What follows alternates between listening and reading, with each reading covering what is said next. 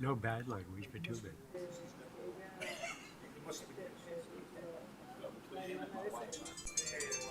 No, you're right. I'll give you. You're never right when it comes to.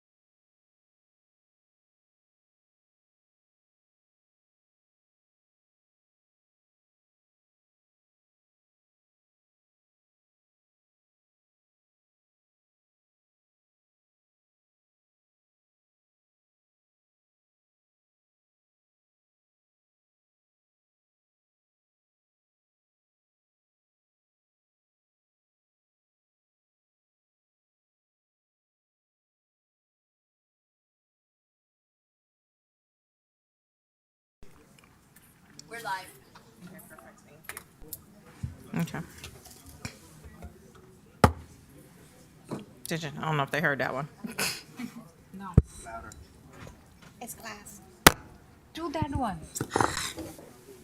Yes. Okay. Good afternoon. Workshop Commission meeting, 6:00 p.m. Pledge of Allegiance, please. I pledge allegiance to the flag of the United States of America and to the republic for which it stands, one nation, under God, indivisible, with liberty and justice for all. Roll call, please. Commissioner Jacobs, Jacobs with an S here. Acting Clerk Commissioner Kashem, Yes. Clerk Commissioner Hodgkins, Here. Vice Mayor Morissette, Here. Mayor Mohammed. Here. We have quorum. Okay. Are there any deletions or removals for the agenda? Yes, we're deleting 11.2 and 11.3. Okay. Anything else? No. Anybody else? I think 14.5 and 14.11 is sort of combined when we spoke. Wait, you said 14.11. 14.11 and 14.5. Okay. Yeah. Yeah, I think you and I had spoken about that. Did you combine them? Or They were did you supposed to be fix it? combined, yeah. Okay. Say it again? 14.5 and 14.11 need to be combined. Okay.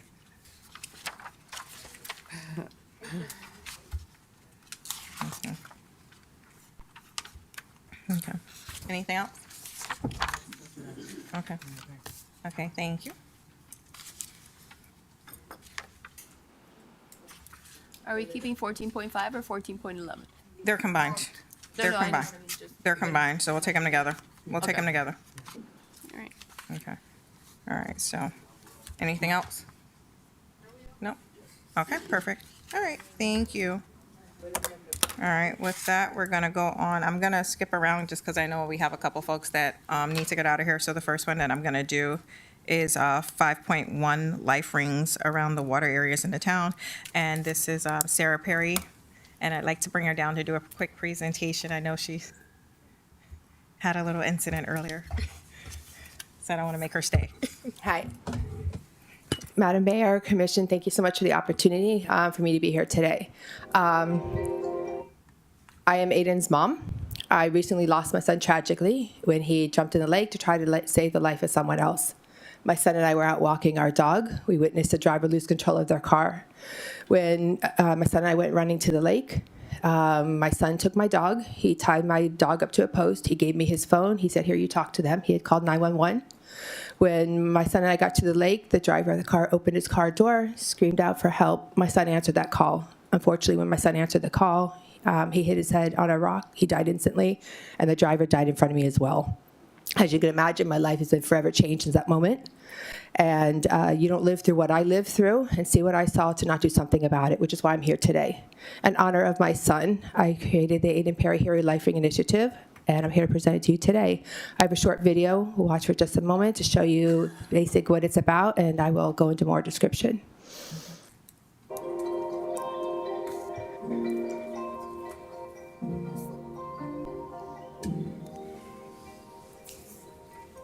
Hi, my name is Sarah. I'm Aiden's mom. I recently lost my son tragically when he jumped in the lake to try to save the life of somebody else. Since that moment, it's been my mission and my passion to make a difference in my son's name. Recently, I went abroad, and while I was away, I noticed that all the lakes that they have there, they have life rings by all the lakes. Upon coming back, I realized it's not something that we have here. It wasn't until I lost my son that I realized there was such a need. So in his name, we are working to get life rings like this installed on lakes throughout the communities, parks, HOAs, to make a difference. So hopefully, if this were to perhaps happen again, there'd be something there that people could throw in and save the life of somebody. Hi, my name is Joe Myers. I am an assistant scoutmaster with Boy Scout Troop 346, and we are doing a scout service project on behalf of the Hero Project for Aiden Perry. We have put up these posts around this lake in our community with life preservers on them in case someone falls in the water And if they're having a water emergency, anyone that's passing by now has the means to be able to help effect a rescue. One of the very first things that they should do, though, before they ever try to attempt rescue, is to call 911 and try to get the professionals on their way.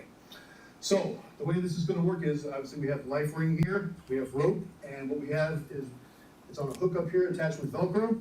The rope is secured to the post with another Velcro strap, and the end is attached to the bottom with a piece of Velcro. If you need to go and take it apart, you're able to move it. So you're not stuck in this one position.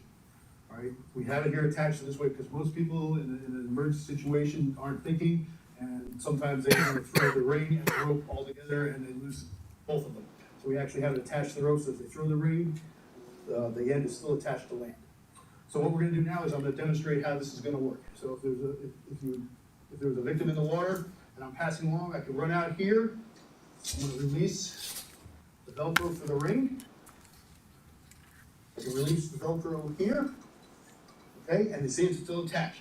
If I need to move somewhere else to a different location, I can unstrap it and then walk to where I need to be. But I'm not going to do that for this demonstration. So at this point here, I'm going to walk out here. Right, it's still attached to my pole. And then hopefully the victim will grab it, and then we can pull them to shore.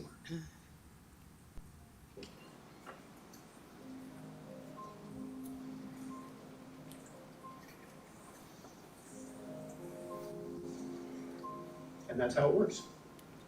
So as you see, they're easy to implement, and most importantly, they're easy to use. So the model you see behind me is the one that you saw in the video we installed in the HOA in my community. As the HOA president, I called a meeting, we immediately approved it, and we installed them in the lake. It's been about a year now since we installed them. Since then, we have evolved. I'm happy to say we have donated through my foundation, Aiden Perry Good Samaritan Scholarship Fund, over 300 of the rings that you see in front of us. I've worked out a partnership with Datrix, the manufacturer of the life rings, and in addition to the rings that are supplied to my foundation through a private donor, they've offered an at-cost price. So that night when I was at the lake, I was with my son when this happened. I cannot swim. I truly believe had there been a life ring there, that my son would have used it and I wouldn't be here in front of you all today. I believe also that if there had been a life ring that night, I could have used it myself. But unfortunately, that didn't happen. So in my son's honor, I am trying to make a difference in his name so that no one else has to feel how I feel. The message that I'm spreading is throw, don't go. Anybody can use the ring that you see behind me. And as I go through city by city, we let the community use them. And we were at an event even today. We were letting little elementary kids throw it into the lake. Anybody can save a life. They just have to be there to be able to be used, to be effective. They've been around forever, and they've been proven over the years to do just that, to save lives. So on my mission, like I said, I'm working to get one of these in every city by every waterway possible because accidents will continue to happen. I sit on a couple Drowning Prevention Coalition Task Force now, and I've learned more than I ever wanted to know about drowning, and I can tell you it happens every day, and it's going to continue to happen. And we don't know where it's going to happen or when the next accident's going to be, but the important thing is we must be proactive. There must be something there because screaming for help doesn't work because I did that, and it didn't do anything to help me that night. So on my mission, in the video it said I went abroad on a trip from London to Scotland. I noticed on every lake and even the most remote locations there was a life ring. It was so impactful I inquired as to the why. And they told me because of a tragedy it had become a mandate. And it wasn't until I came back here and I realized they weren't here. And one night I was out running on a path I had run many times before, and this night along Las Olas, there was a life ring, a makeshift one in the middle, literally in the middle of the path where I was running. It was that moment I stopped, I looked up, and I told Aiden, I get it. I know what you wanted me to do. I knew what I had to do. So from that moment, we've created the life ring you have in front of us. So the life ring here, besides the actual ring, we have signs, the throw, don't go, which is my message. First thing you want to do is you call 911. These are the signs that are in that packet that I shared that you have. We put this on top. First important you do, you call 911. The life ring is a universal sign for emergency, but we put that there just for a little instructional. We put this on the top, and having the life rings there, it makes it easy for anybody to use. This is the model we have in my HOA. As I've spread, we're in almost every city right now in Broward County. I'm working through Dade County, and I'm also communicating right now with Palm Beach County, trying to get them everywhere. And in that process, depending on where they're installed, they vary a little bit on the design, which is fine because the most important things you want to have is the ring and a rope. That rope there is 50 feet, which is the minimum. And that is a rope. It's marine quality. That rope will float, which is important because if you throw it in and your first throw doesn't make it to the person in the water, you can throw it in again. Some of the cities choose to put 100 feet. That depends on the city where they're putting it and the aesthetic where it's going to be. Depends on the design. We have an anchor point, which you heard the gentleman in the video talk about, which is on the bottom. The cities now we're using an eye hook. So the idea is obviously you can't predict where the life ring is going to be. And you can't have one exactly everywhere around the water, but having it so that you can move it is important. So it's a quick release hook that goes on the bottom. So when it's needed to be used, if it's not right in front of where the post is, you can quickly remove it and throw it to the person in the water. And the important thing about having the anchor, if it's connected to the post, if you drop it, you can pull it back in. We're spreading, but I need help. I can't do this on my own. So city by city, I say one ring, one city at a time, we're going to make a difference. My son, when he died a hero. He got the Carnegie Hero Award for his last and most selfless act. So I made a promise to my son that I would continue his work. So it's become my legacy and a promise I've made to him. And by you helping me, inviting me to your city today, letting me present to you, you're helping me on my mission, and we're saving lives. This is a life-saving mission. And it just has to be something there. I mean, it's one of these things that unfortunately tragedies bring change. It wasn't until that night that I realized there was a need. I would never have thought about this before, but it truly is a need. So hopefully I can include you and my team Aiden, as I like to say, and get life rings like these in the waterways in your city. So the next time there's an accident, there's something there that your residents could use as well.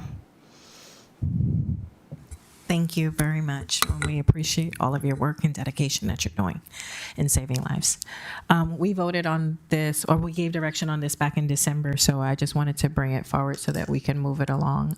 We have a lot of waterways in the city where 1.6 square miles, 0.5 of that is all lake. So there's definitely a need here in our community to have them. So we would definitely like to work with you in getting these installed throughout our community. And I hope that's the sentiments of everyone else, since y'all already gave direction back in December. Yes.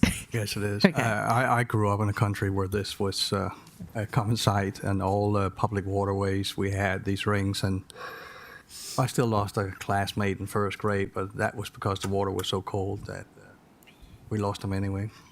It's I definitely feel a your need. pain. Thank you. Because I'm hoping to make this a mandate. I'm hoping to make it to Tallahassee. There's already regulations in place for waters, for pools and beaches, but right now there's nothing for still water. So I'm hoping to change that. Who would be in charge of maintenance? Would that be HOAs and the towns and?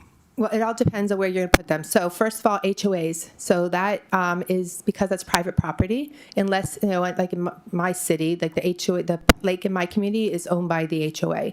So the city and the county doesn't have jurisdiction over the HOA. So that has to be the HOA who comes forward to do that. And as in my association, I have a maintenance company, and when they maintain the property around the lake, they maintain it. And I also check it. Mine have been there for over a year, and I can tell you there's been no wear and tear. They look just like the one here behind me when we put them in. So as we work through the cities, it's a collaboration with Public Works, the Parks Department, and the Fire Department. So if the park is a park that has a park ranger, when they open up the parks in the morning, part of their duties, they just drive by, make sure the ring is still there, the rope is entangled, is in place, and that's all you have to do. If it's along a canal or a place where there's not already a park ranger on site, then Public Works, they just drive by. There really is no maintenance because the post that you hear behind me is pressure-treated wood. Some of the cities have put a plastic sleeve over them, and then also some cities put metal. The life ring has a lifetime warranty on it. It's marine grade. It's Coast Guard regulated, the same one you see on freight ships, cargo vessels, and they hold up to the weather. And the rope, again, is marine quality. So the fire department are just, they're usually the ones who come and they make sure the ropes are good when we do the first put them together. I don't have anything to do with that because I'm not an expert. But it's, it's a collaboration with all the departments. And as to date, I can tell you there have been no issues. I haven't had any complaints, any feedback from any cities where there's been issues or concerns. And then when you install on the ground, obviously that's much taller than it would be because it goes into the ground 2 feet. And you just make sure that the setup with the ring and the anchor point is high enough up so when the mowers go around there, they don't bother the life ring. Mm-hmm. Do you guys have any other questions? No? Well, we appreciate that initiative. Thank you so much. Thank you for your time. And we you. look forward to bringing you out once we put them in. Yes, thank you. So we usually have a moment, and what we normally do, and it becomes a good thing for your city, it becomes an educational opportunity. So when we have them, like the city of Coral Springs was the first city that invited me into their city, and they've been an example for the other cities so they could help you. What we normally do is when we install them, we have someone there who does an educational video. We usually have someone, again, from the fire department, because they're experts in the field, first responders, come and do a demonstration, and they film it, and usually a mayor or anybody from the commission would be there. They give you an opportunity to throw it as well, and you share that with your community. So when they see it, they understand the why of them being there, and you get the community involved. And then the cities usually share that on their social media, so they see them. And something else that some of the cities are doing, I think it's really great, is they have them pinned. So if you call 911, the 911 operator can tell them where the rings are, because in the time of a water emergency, every second counts. And so by having the life rings there and being able to know where there is a life ring, those seconds can be life-saving. Okay, perfect. All right. Thank you No, so thank you. much. Thank you. Thanks. Thank you so much. Thank you.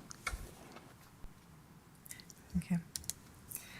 We're gonna, like I said, we're gonna skip around just a little bit. I am gonna take 7.1 because I know he has to get out of here, Captain Kane. So fire department.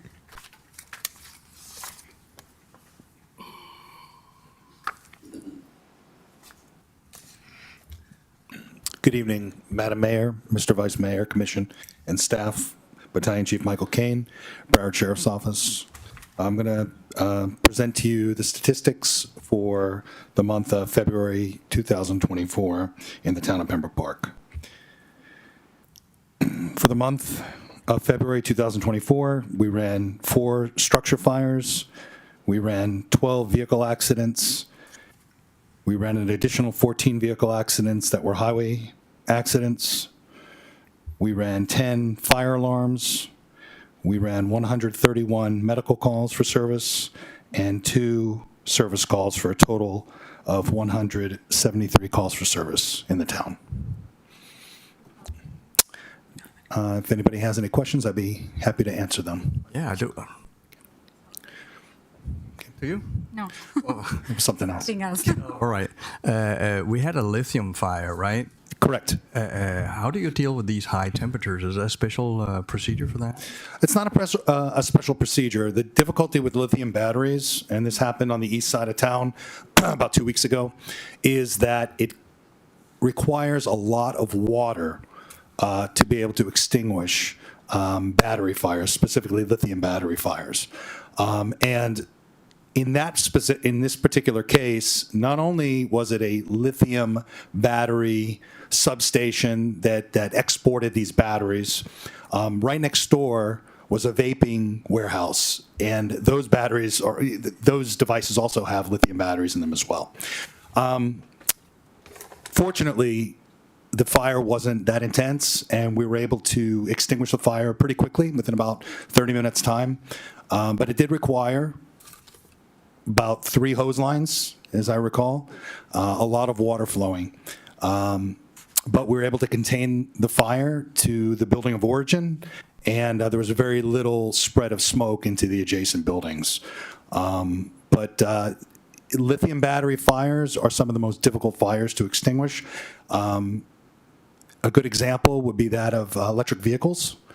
Oftentimes, one fire truck's load of water, which is about 500 gallons of water, is not nearly enough to extinguish a lithium battery fire. Oftentimes, you need to connect to a hydrant, or you need to relay water supplies if you're in a remote area that doesn't have water supply. So I know it was a long answer, but it is very difficult. I met some gentlemen from Underwriters Laboratories, and they said people have no clue how dangerous it is to charge your bicycles indoor. There's been so many lithium fires, and I was like, okay, I'm bringing mine outdoor now, charging it outdoor. They are, and oftentimes some of these batteries, these are purchased overseas, the devices. They're not UL listed. They haven't been tested, so you don't know really what you're buying. And these batteries will fail. They will overheat. It happens quite often. Probably not anybody, there's probably not a single person in this room that isn't aware of a lithium battery fire.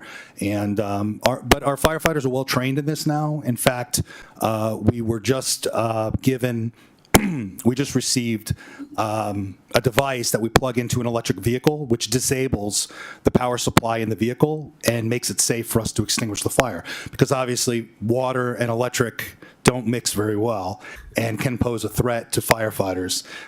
Fortunately, we haven't had that happen, but it has happened where firefighters actually became electrocuted because of a lithium battery fire. But you have that equipment now. We do. We do. We simply just plug it into the battery receptacle and it disables the power to the vehicle, makes it safe. Brilliant. Thank you. Yes, sir.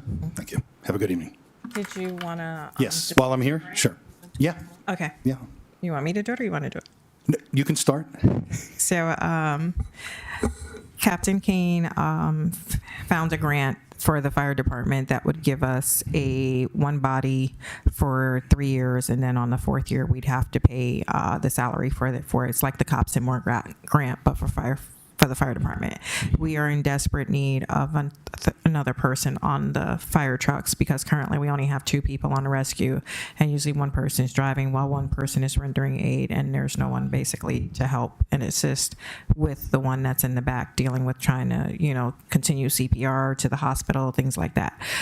So because we have an agreement with West Park for services, it would have to be something that we would have to agree to paying the salary for the 4th year and splitting it with West Park. I did reach out to Mr. Balagon last week to ask him where they are with the process. And we had presented the grant to the grant writer to look at as well. And so she was working with their grant writer to have a conversation to see where West Park is in the process. So we want to bring it forward to let you know that this is something that we're kind of looking into. And it's kind of going to be something that's on the commission because there is that cost in year 4 moving forward with the contract. So is there anything you want to add? Actually, you did a really good job, I have to say, Mayor. You probably did a better job than I could articulate. The mayor's absolutely right. There is a startup cost, which is minimal. It's roughly $25,000. And that's really just for the basic equipment for that firefighter, uniform equipment, radio, things like that. But the mayor's right. In terms of salary, benefits, fringe, that's all paid for by FEMA dollars until year 4. There might be some other accoutrements in there that I'm not aware of, but generally speaking, then the city or town would be responsible in year 4 to fund that position. Okay. This really gives you the opportunity to try out the extra service for 3 years before committing to paying for that and funding that position in perpetuity. But I can tell you from experience that having that extra person is an invaluable resource. It's desperately needed, as the mayor mentioned.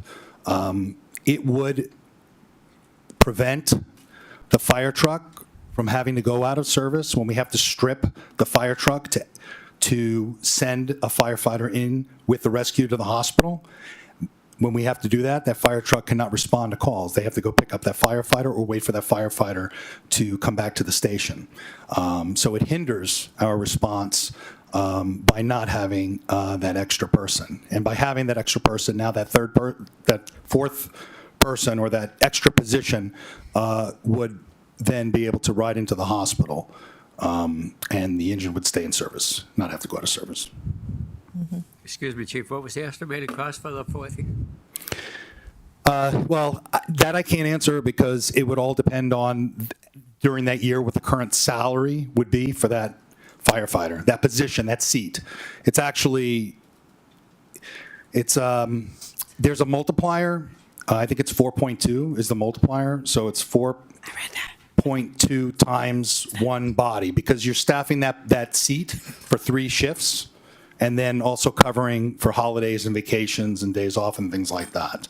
But I can't tell you a true number because I don't have that information. So we're not actually talking about one individual, we're talking about a whole shift. It would be funding a seat, which is So currently, we staff 3 people on the engine and 2 people on a rescue truck. So we'll be funding an additional seat on the apparatus. Okay, thank you. Kind of like asking, Elizabeth, use your mic. it's kind of like a kind of vague in the cost of it. That's the only issue I have, Well, it would be a base salary firefighter. which is roughly I don't have the, I wouldn't want to give you false information, sir, so I can't. 50,000.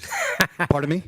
I said within 50,000. You know, you can estimate. Wasn't it like 63 or something like that? Yeah, but then there's benefits and on top of that, and I'm not familiar with what the benefit, I know what the starting salary is, but I'm not familiar with those add-on benefits are and what that equates to All right, over the I term. won't ask you any other. I just don't want to give you false information, sir, that's all. If I knew the answer, I would happily give it to you. All right, that's fine. He'll bring it back to us, but we just kind of wanted to open the door for the intro to see, get a feel on how you guys are feeling about it. Yeah, there's also a deadline. Yeah, April 12th. Yeah. Meeting's April 10th. There's also a deadline. But we could get you those numbers. I mean, I don't have the numbers, but I know those numbers are available. Yeah. And Daphne Perez, I'm sure you're familiar with her. She works in our, yeah, she's our budget. Yeah. She's our budget person. So she could deliver those statistics to you, those numbers. Yeah, she's going to have to work with us. I mean, You can get those to us. Why don't you get them to us as quick as possible? Certainly. That way we could peruse them and go. Yeah, I think they're working on those numbers actually as we speak, but I'll double check to make sure. Thank you. And did you want to speak about the rescue truck while I'm here? It's on That was part of the ARPA. It's part of the It's ARPA, part yeah. on there, so go ahead and talk about it because I know you need to leave. So we're going to just switch around to the 12.1, the rescue truck, right? Where So it go is. ahead. Yes. So currently, the rescue that is at Fire Station 27 that the town of Pembroke Park purchased is about 7 years old. The truck is showing its age. It's got over 150,000 miles on it at this point in time. But the problem is a new truck will take 2 to 3 years from the time of purchase to the time of delivery. And in 3 years' time, the truck will be 10 years old and probably have over 200,000 or maybe even more miles on it. So it'll be quite beat up by that time. So we're asking that the town look ahead at purchasing a new rescue truck for the station by the town. Would we be splitting that also with West Park? or No, any- those costs would be the town's costs. Now, I do have to tell you, West Park is also in the process of doing the same thing right now as well, because I believe their truck is a year older. I see. So both rescue trucks are at the point where they need to be replaced. Liam, you have the quote, right? Yeah, it's the code that the chiefs actually sent to us. It's $550,770. Now, to put things in perspective, this is a rescue truck. Rescue trucks generally get replaced somewhere between year 7 and year 10. That's pretty much standard. But what is not standard is the fact that now we have to wait 3 years from the time that we purchased to the time we receive. So we have to kind of move a little quicker than what we normally would. A fire truck, just to put things in perspective, is over $1 million, and a ladder truck is about $1.5 million. But that's not what we're asking for tonight. We're only asking for a rescue truck.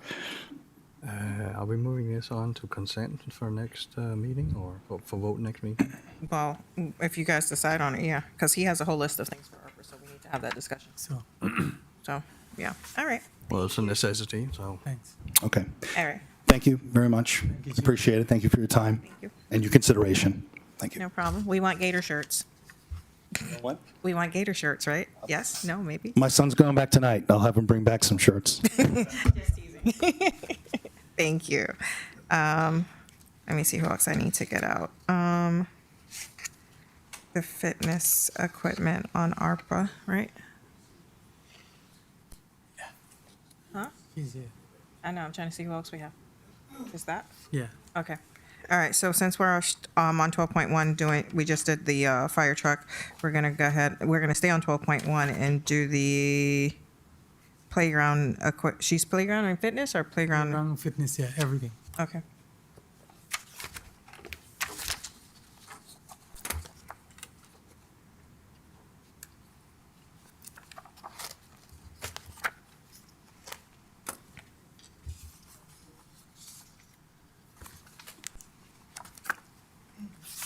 Do we have the vendors to show? No, it is in the package. Can you go to the playground stuff?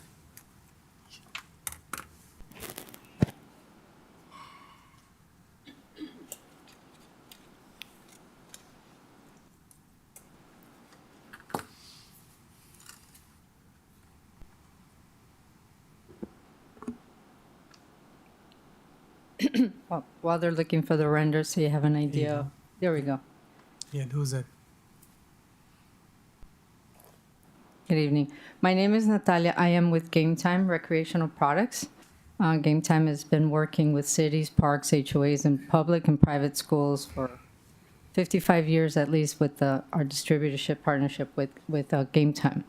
I came about 2 years ago, did a site visit, and noticed with Miriam and walking through the trails, that it's been over, I think, 20 years almost now that the playgrounds, usually their lifetime is about 15 years. We did a whole proposal for the 3 areas and the trail.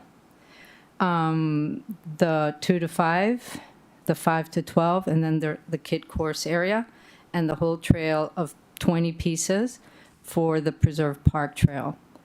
We had a presentation with Alim 2 days ago to go over the proposal, and we are happily able to do an Omnia contract where you can piggyback off the Omnia partnership so that you can not only get that to move forward quickly, but you can also have the discount of Game Time that is, we did a very nice proposal to replace the playground. We are turnkey, so it would be from removing all the equipment, doing the dig out, all the site work, the equipment, the permits, the engineered drawings, everything included with the cement curbing and wood fiber as the surfacing to protect. The proposals all came out to, one of them was at 54, the other one was at 70,000. We have the kid core at 45,000, and then 20 pieces, which we can always revise to 10 if necessary or the budget permits, included the 20 pieces in the proposal.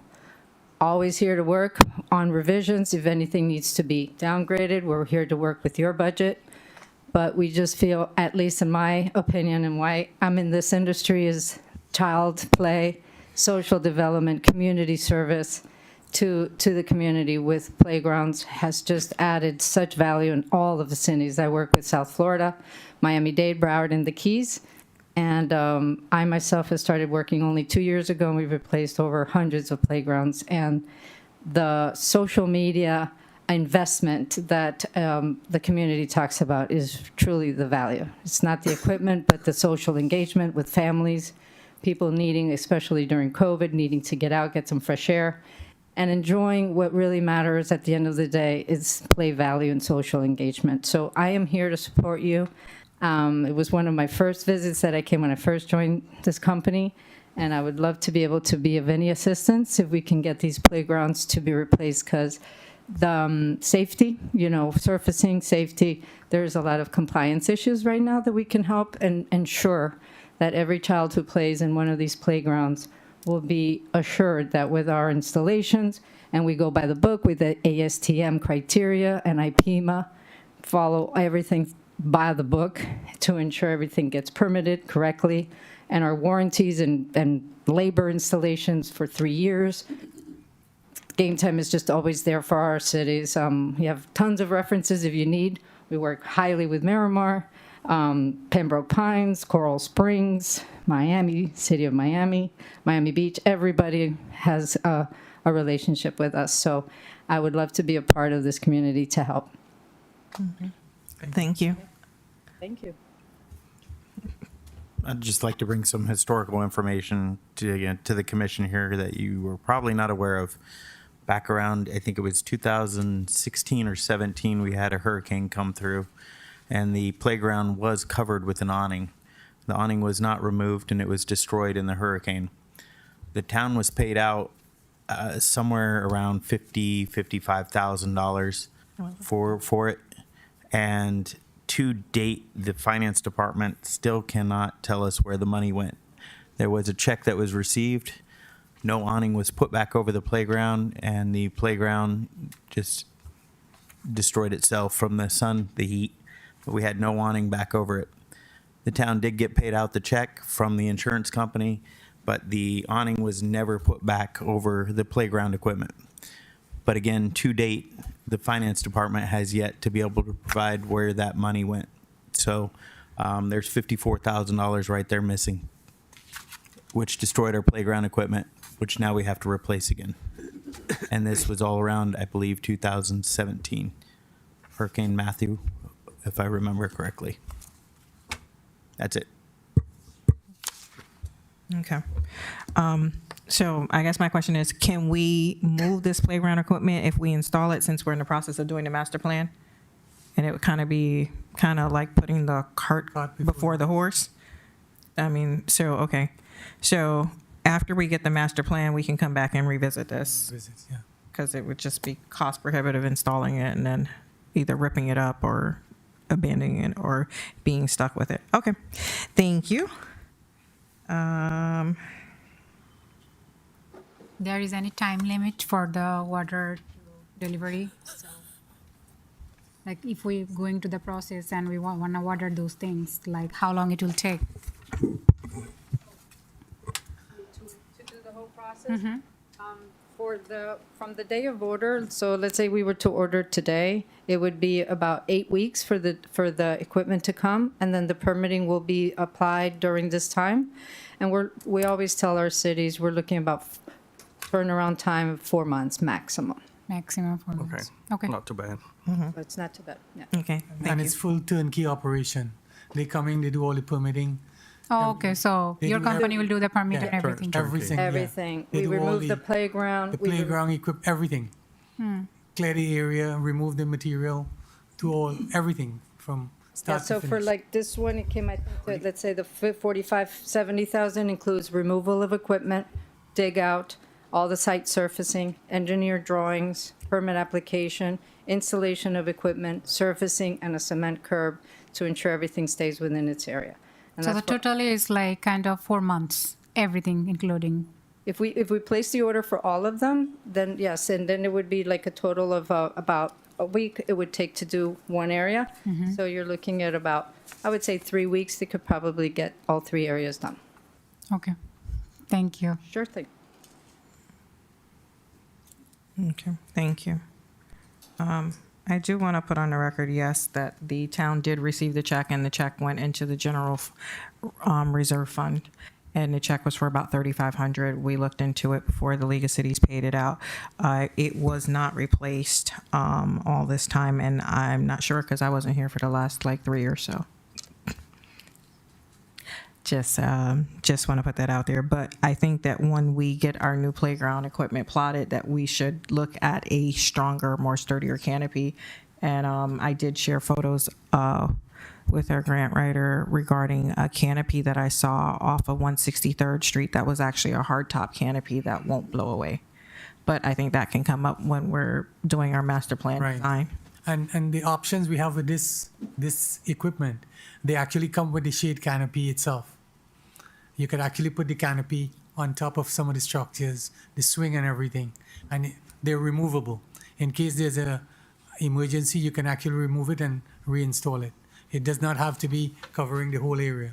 So that's an option. Have you sat out in the sun playing with kids in a park?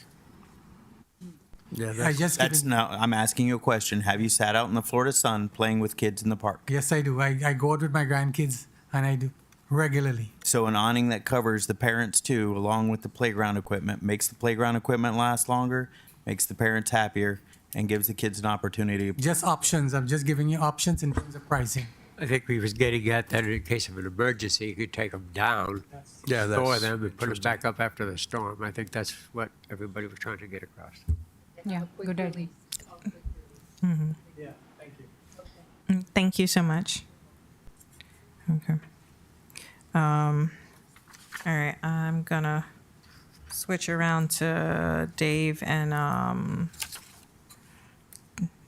to do the legislative report, because I think everybody else we got out, right? Yeah, okay.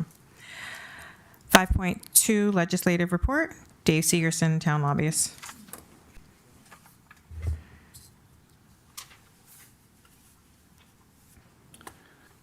David Sigerson, legislative consultant for the town.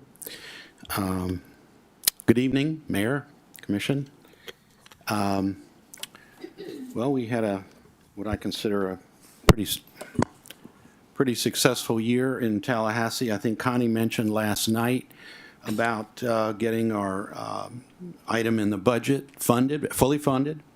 And this was not easy because we had to work very hard just to get 50% of it funded in the original House budget, which is the minimum that the House will consider going to conference with. In other words, if you don't get at least half of your budget item funded in the House budget, they will not even consider that item in conference, even if the Senate put in, say, a placeholder of $1,000 or $10,000 as an example. They won't even take it up.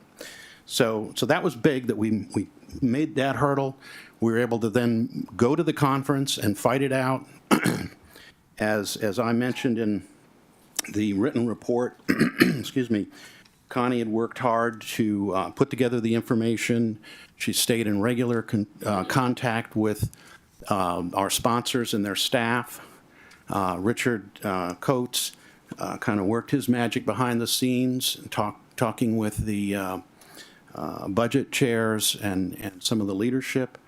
And I stayed in contact with them, and also I met with Connie at least once or twice a week during the session. And then I would stop by and see Representative Woodson or Senator Pizzillo or his staff at least once a week to, just not to pester them, but to just keep us on their mind.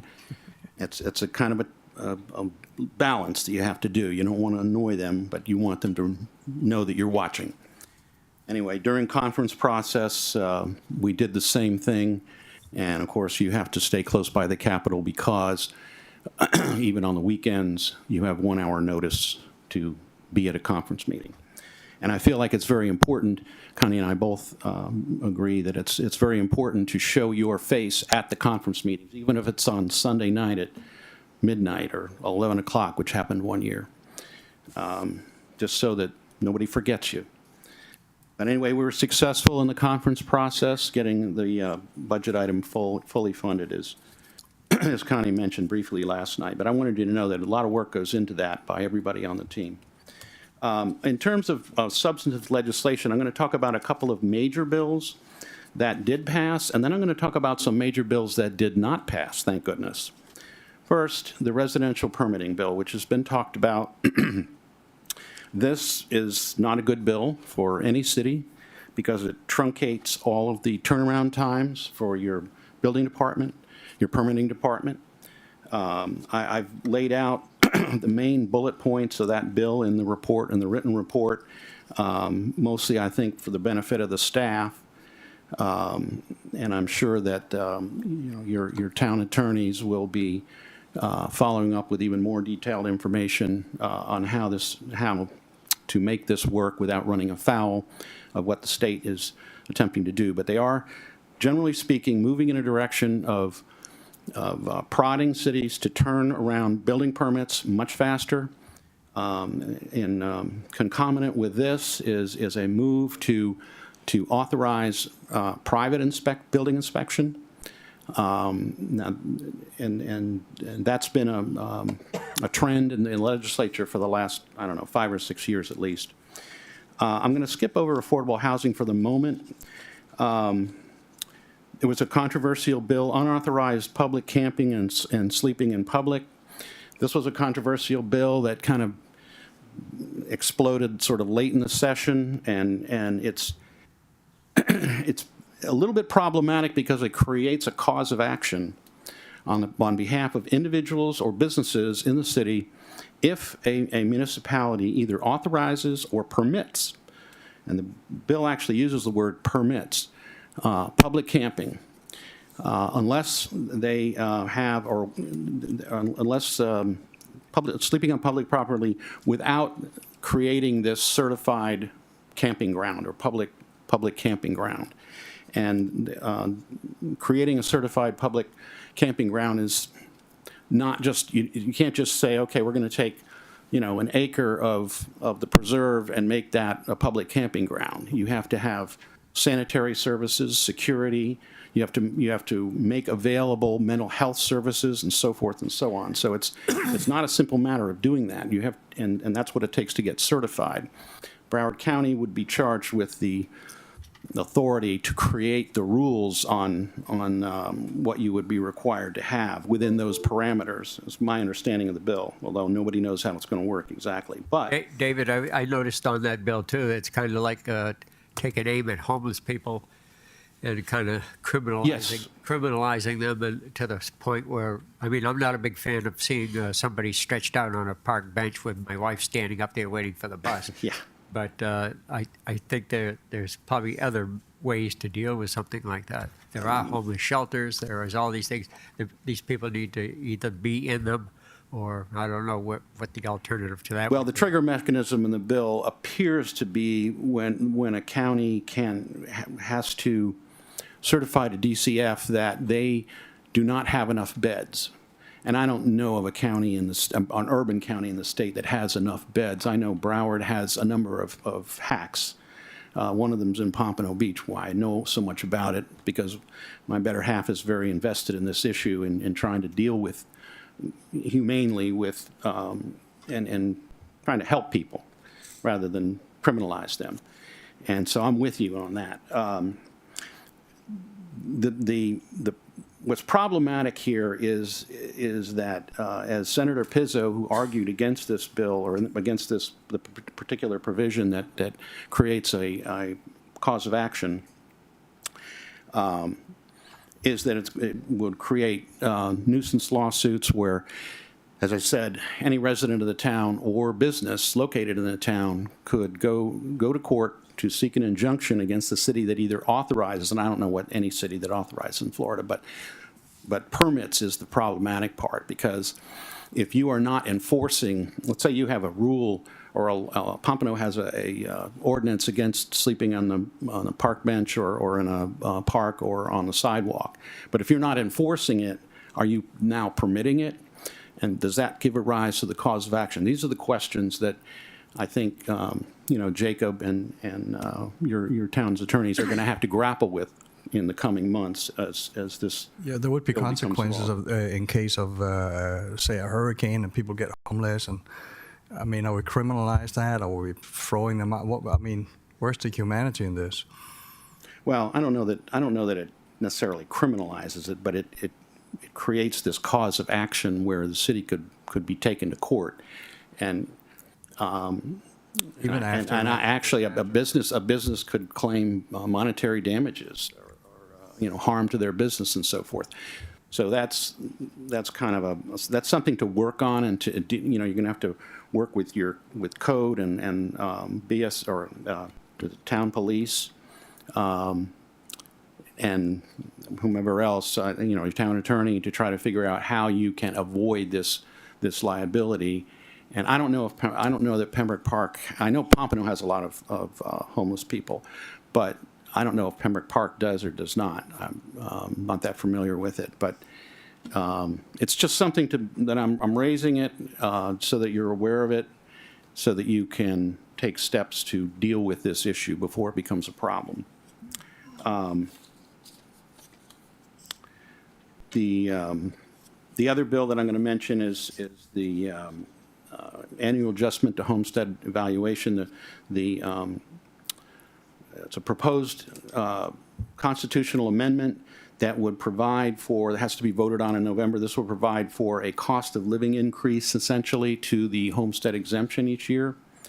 And that leads me to segue into some of the bills that didn't pass. The one that didn't pass was the proposed constitutional amendment that would have increased the homestead exemption by $25,000 for properties that had a value up to 100 or at 100,000 or up to 100,000. So that if you had a taxable, if you had a property with a value of 100,000, you would now get 75,000 because you get automatic 25 and then you get 25 of the next 50. Now you would get another 25 on top of that. But that did not pass. That would have hurt a lot of cities, especially smaller cities and cities and fiscally constrained cities and so forth. Sovereign immunity, another bill that didn't pass. This would have raised the amount. Sovereign immunity, by the way, is something that you have. What everybody refers to sovereign immunity, the limits, but really that's an exemption from sovereign immunity. And the current exemptions from sovereign immunity would have been raised from 400 to 300, 600. That's 300 for an individual incident, 600 for a total incident. So that did not pass. The local business tax, they're trying to abolish it. That did not pass.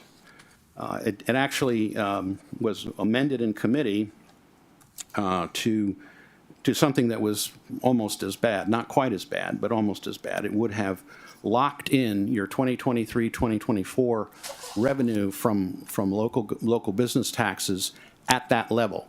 So no matter how many businesses you added, no matter how much inflation there was, no matter what happened after that, that's all you could ever get from all of the local businesses in your community. And if you got more than that, you would have to give that money, you would have to proportionally give money back and lower your rates proportionally in order to not exceed the amount that you got in 2023, 2024. But that bill did not pass.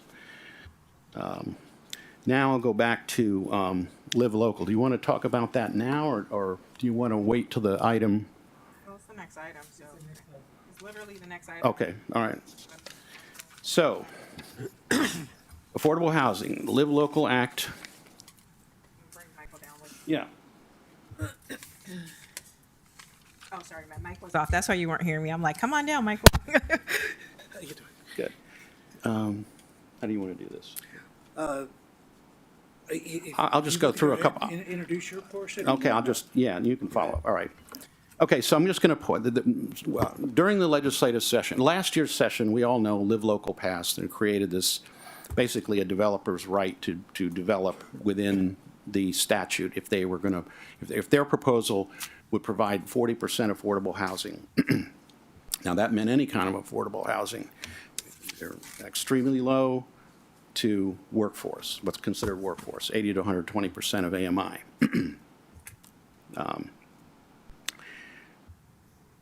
A misunderstanding by some developers, I think, I'd like to point this out, is that that would mean that the whole project would get this tax exemption, but that's it. Only the qualified affordable housing units of a project get the exemption, the property tax exemption.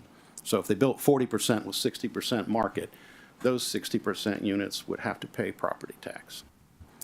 Just something that was I think a misunderstanding on part. Anyway, some of the things that I picked out that were part of this thing is really, the glitch bill that was filed this year, Senate Bill, Committee Substitute for Senate Bill 328, preempts local governments' floor area ratio for qualifying development.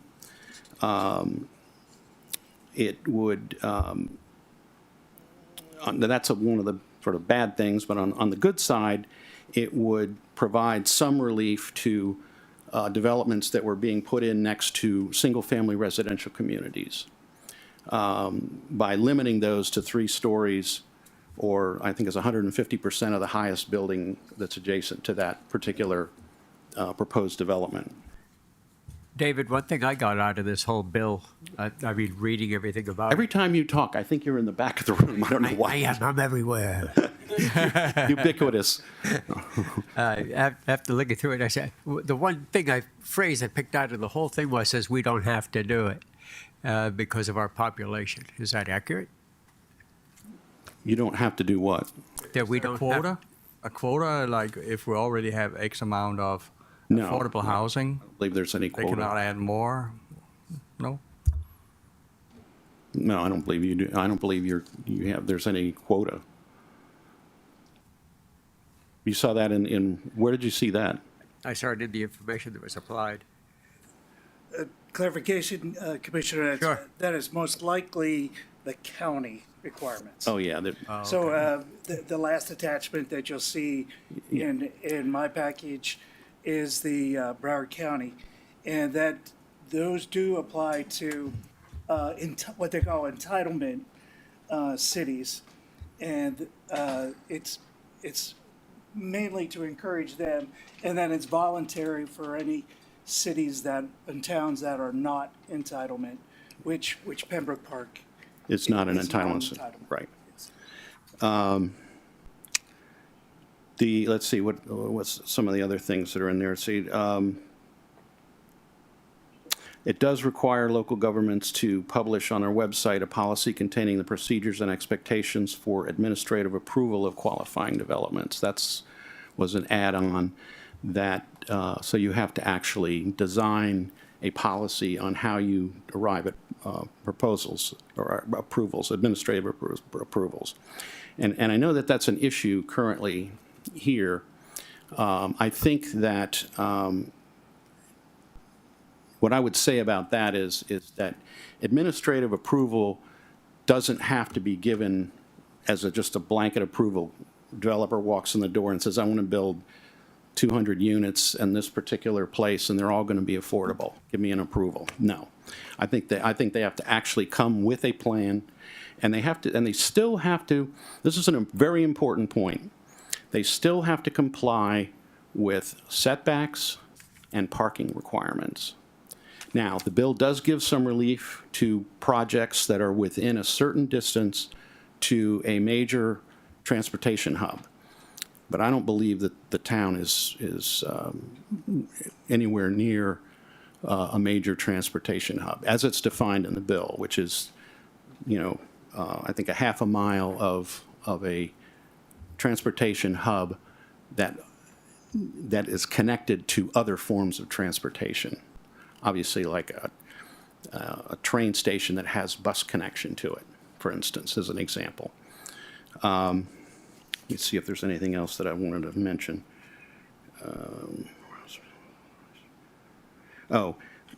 Another thing that it does is that it requires developments authorized under the Act to be treated as a conforming use even after the expiration of the development's affordability period.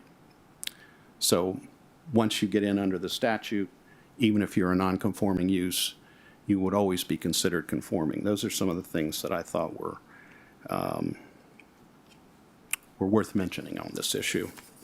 And I'm sure that Mike's got a lot more detail to give you.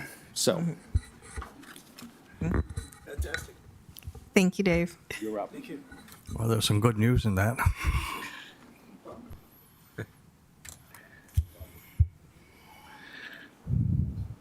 So David did an excellent job in terms of explaining the Live Local Act.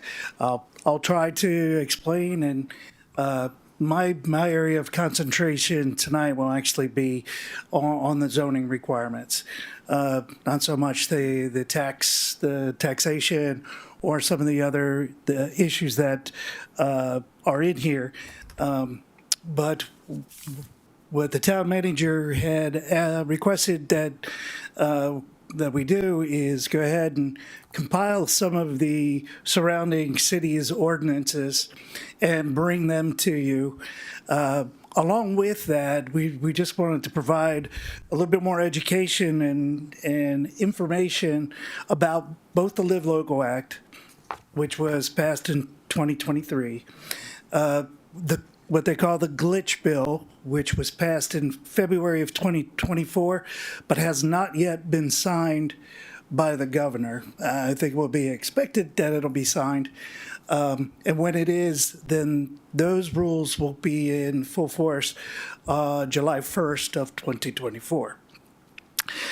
We have gathered a few city ordinances, City of Dania Beach, City of Coconut Creek, City of Coral Springs, Town of Weston, and the Village of Ball Harbor.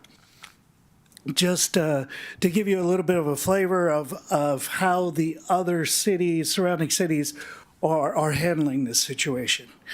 Of a particular note, the one in Bal Harbor has been a widely discussed issue statewide. Their ordinance does try to preempt the state's preemption in terms of height, and it will likely be litigated. So just additional information for the board in case the commission wants to go in that particular direction. You just want to know that there is possible litigation. There will be litigation statewide on various aspects and various interpretations of both the 2023 statute as well as the 2024 statute. But what we wanted to do today is just get a consensus from the commission at a 10,000 foot level of potential code amendments. One, would the town like to amend the code to acknowledge this Live Local Act, set up the processes for the administrative approval, and then establish guidelines within those parameters to make it much clearer, as well as codify within the town the Live Local Act. So that is one of the main issues that we wanted to bring up today.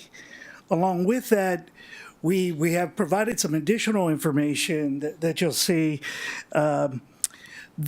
within the act is within the 2023 Live Local Act. There was also a requirement that the town analyze every piece of property that is owned by the town and then identify whether or not it can be used for affordable housing.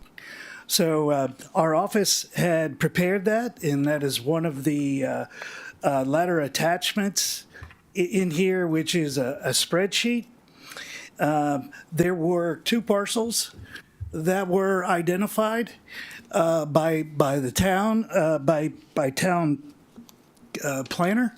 However, the final decision is up to the mayor and the commission as of whether or not those are affordable. There are 2 lots in the townhouse project just to the west of this, which the town owns.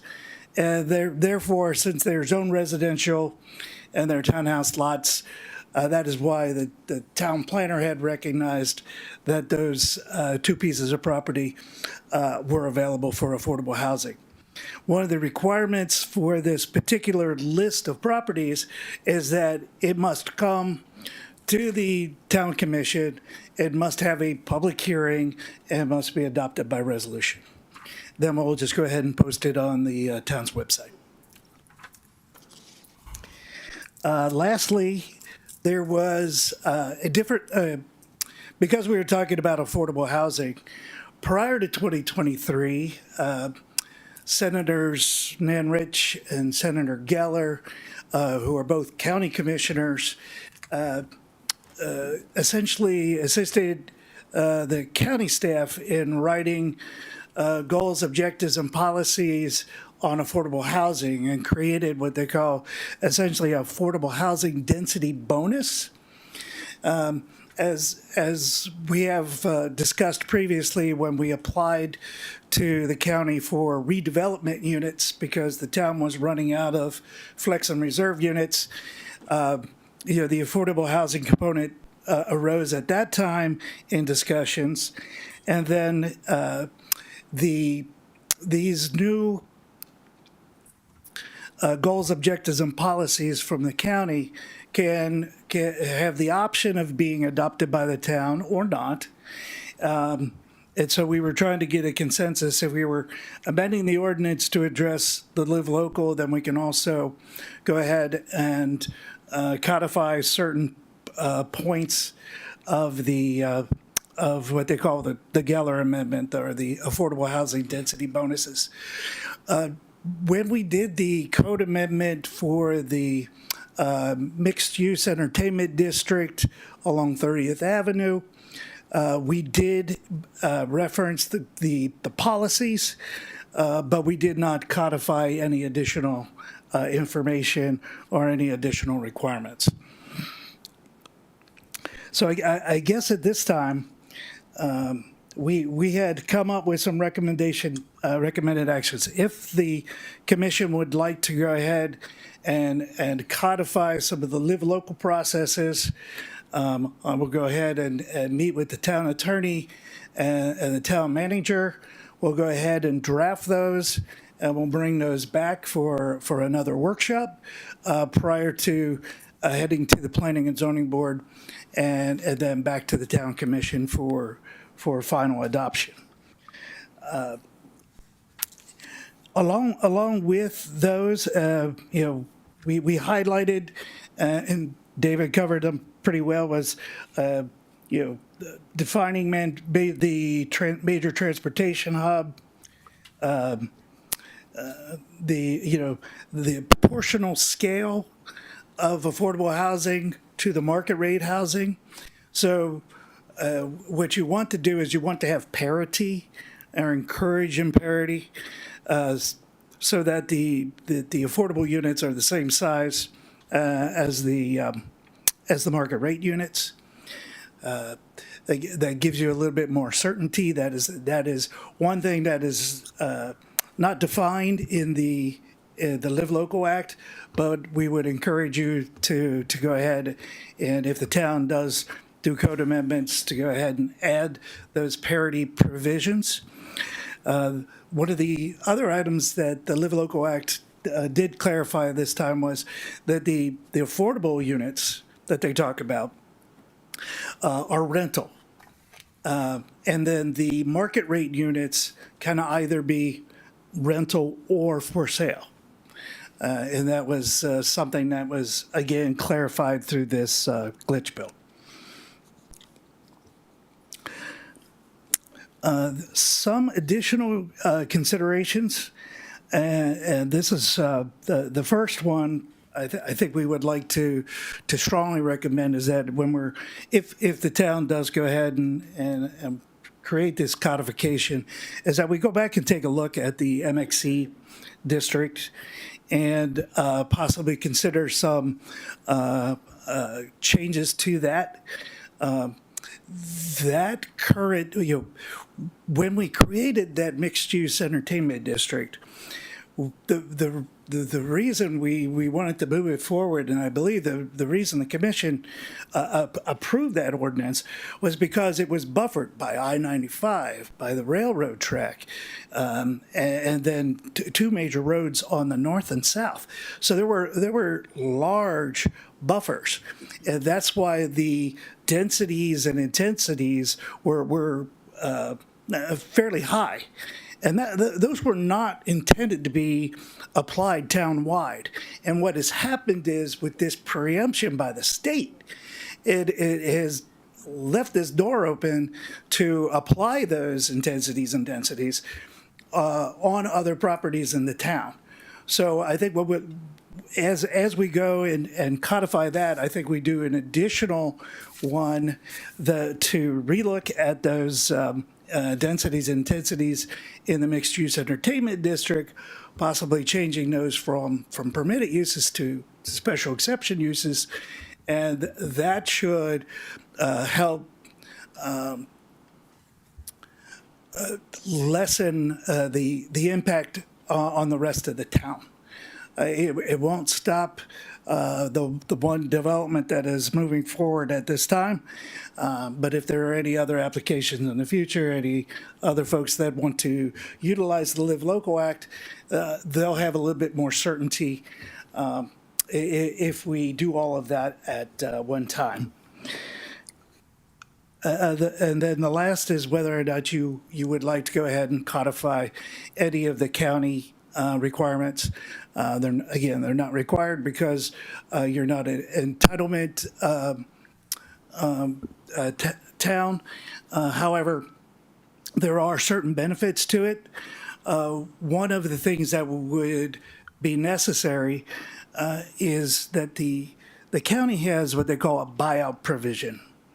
So you can take advantage of these bonus densities that the county is allowing. These bonus densities do not get counted against your flex units and your redevelopment units. They are just additional units that are there because they're considered affordable. You can allow a developer to buy out those affordable by paying a fee. That fee began at $10,000 per unit, and that is applied to every unit in the project, not just the affordable housing units. And then there is a 3% annual escalator. So even in 2024, it's already, the fee is $10,300 per unit. That fee is split 50-50 with the county and the town. And the town then can use that money for affordable housing projects, whether it's to help incentivize or it could be to help existing houses with roofs, paint, windows, and such. So, there would be a creation of a particular fund where if a developer came in and bought out their units, that pot of money then would be available for the town's use. So that is one of the reasons why we would recommend that we go ahead and incorporate some of the county requirements into this ordinance, as well as addressing the Live Local Act. To answer any questions you may have. Do you guys have any questions? Do you want to do a lunch and learn to go through and see what all you want to adopt? Yes? Okay. All right, so we'll schedule like a lunch and learn and go through. Oh, sorry. We'll schedule a lunch and learn where we have everyone here and we can go through each, because it's going to be convoluted, it looks like. Yes, and if you'd like, we can set up a draft. Okay. A draft ordinance in certain sections, and then we can really get into the details. I think that's a good idea. That way we get a better look at it or whatever. That's an enormous amount of information right here. So. Yes, I apologize, and I apologize for killing a tree because I didn't know if anybody had a particular question about any of the ordinances. So just in case I had that. Mm-hmm. Thank you. Really? Yes, I killed the forest. I heard you. No, you made a paper industry happy. I did, and it's recycled paper, right? We're using Thank you, recycled sir. paper upstairs, Thank you. so we're just reusing it. It's okay. Thank you, Michael. Thank you. Yeah, thank you, Michael. Who else do we need to get out? We'll get Steve out. You're sneaking out now? Thank you very much, sir. Thank you, David. Be safe. Okay. Sure. Which one was I playing with? Okay. So we are going to go on to number 8.1. Steve, that's you. You, Mr. Steve. Sorry about that. Good evening, Madam Mayor, Mr. Vice Mayor, Commissioners. Through the interim city manager, I'm your interim building official, Steve Pizzillo.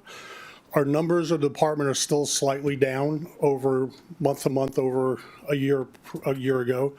Commercial plan review and inspections are down slightly. We do have 3 commercial alteration permits that have been approved that are waiting to go out, and one of those is $60,000, so that will help with our bottom line. And we do have the Magnolia townhouses, which only have very few permits that have actually been issued. We're going through the second round of reviews on them currently. As far as the main projects we have going on, we do have one big construction project that is still going on, which is the storage building on West Hallandale Beach Boulevard, which is progressing nicely. And as far as the bills that were brought up prior by your lobbyist, we have been watching them since they were put into the committees, and we are well within the parameters in our review times of those bills. So we're not overly concerned about that. And with that, if you have any questions, I'm here to answer them. You want to bring up the O'Reillys? Are they getting their CEO? You would hope so, but that's up to them right now because they're dragging their feet. They're on I believe their fourth project manager right now. Yeah. It's been probably 6 to 8 weeks since we've been out there for an inspection. Well, what happened to that project next to Wawa with the medical center? It's been approved and they haven't pulled their permits. We have heard they're trying to sell the project. We've heard a bunch of different stuff, so it's all hearsay, so I'm not exactly sure. All right. Any other questions? No? Okay, perfect. Thank you. Thank you very much. Thank you. Number 9, code compliance.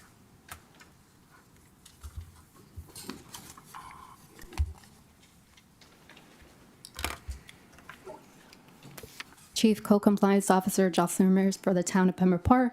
Good evening, Madam Mayor, Vice Mayor, and Commissioners. For the month of February, Code Compliance had 7 approved mitigations of fines by the Special Magistrate, 18 closed cases, 22 cases not in compliance, 5 approved extension of time by Special Magistrate, 7 final orders, 18 notice of hearings, 7 notice of violations, and 4 liens. Attached, you will find the Special Magistrate meeting minutes for February. And all these cases were related to work without permit, property maintenance, BTR, public nuisance, franchise waste services, and prohibited signs and derelict vehicles. That concludes my report for. Does anyone have any questions on that? Nope. Nope. Okay, then. I have a couple questions.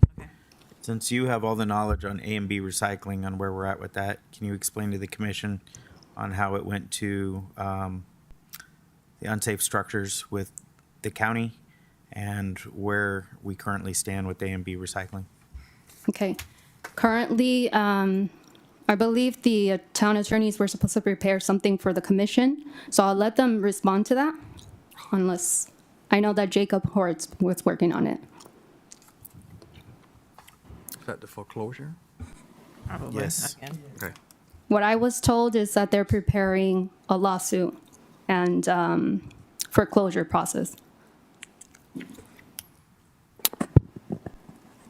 You have anything to add, sir? I can check to see what the status is, but I don't know. I have not worked on that item, so I'm not sure exactly where it stands right now, but I can check and report back. Okay. And Brian Sherman?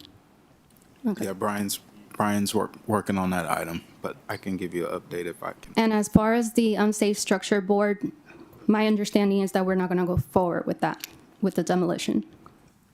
But again, the town attorney will have to confirm that. You say we're not? Yes, that we're not going forward with demolition of A and B recycling. We're going to leave it like it is? Right, because there's again, the town attorney will have to explain this, but there are liabilities. So, We've had many discussions with the town attorney, and the problem is it's problematic because it's not like you're going on to a single-family lot and demolishing a house.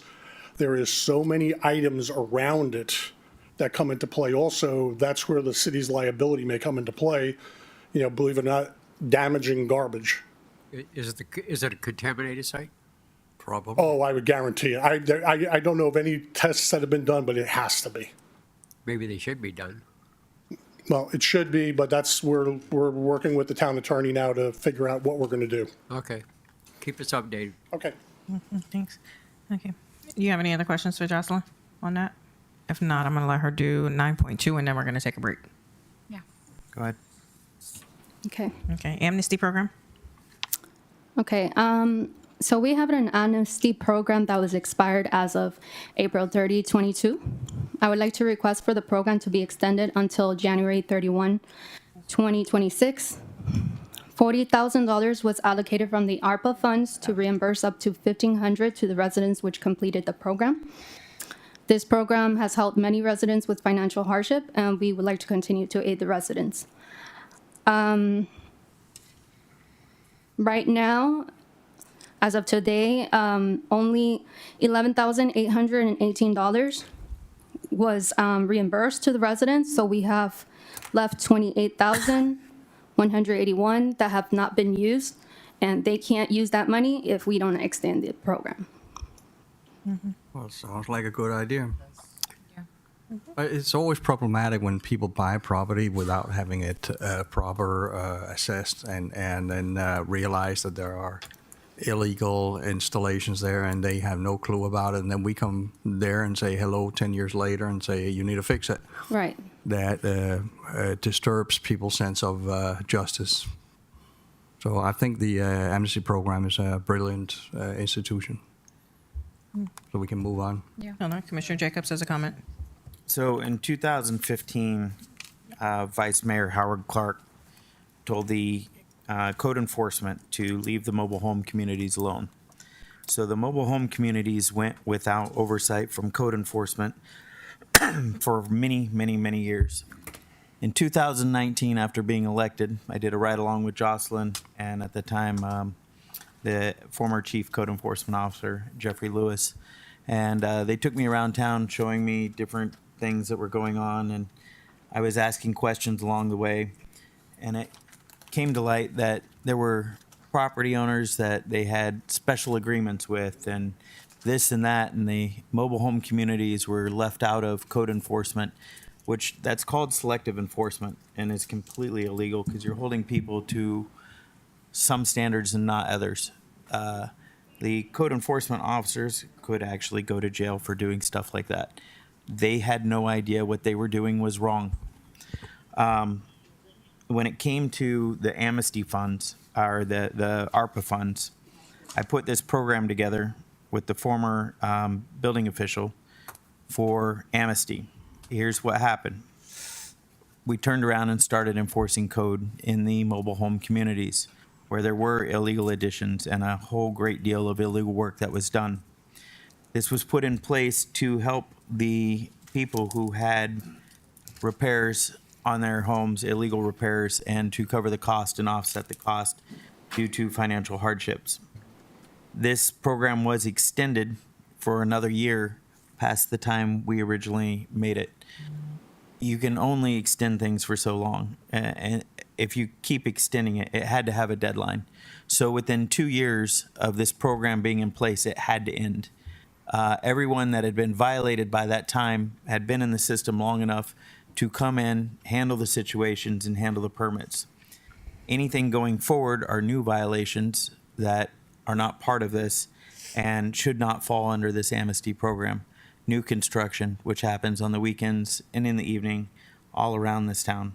We only have code enforcement Monday through Friday from 9 to 5. So the amnesty program ended. Well, the former building official explained that, yes, we have to put an end to it at a certain point. We can't just keep this going because at that point we're just paying for the residents to continue the illegal construction on their homes. And that's really what it comes down to. So we ran this program for 2 years.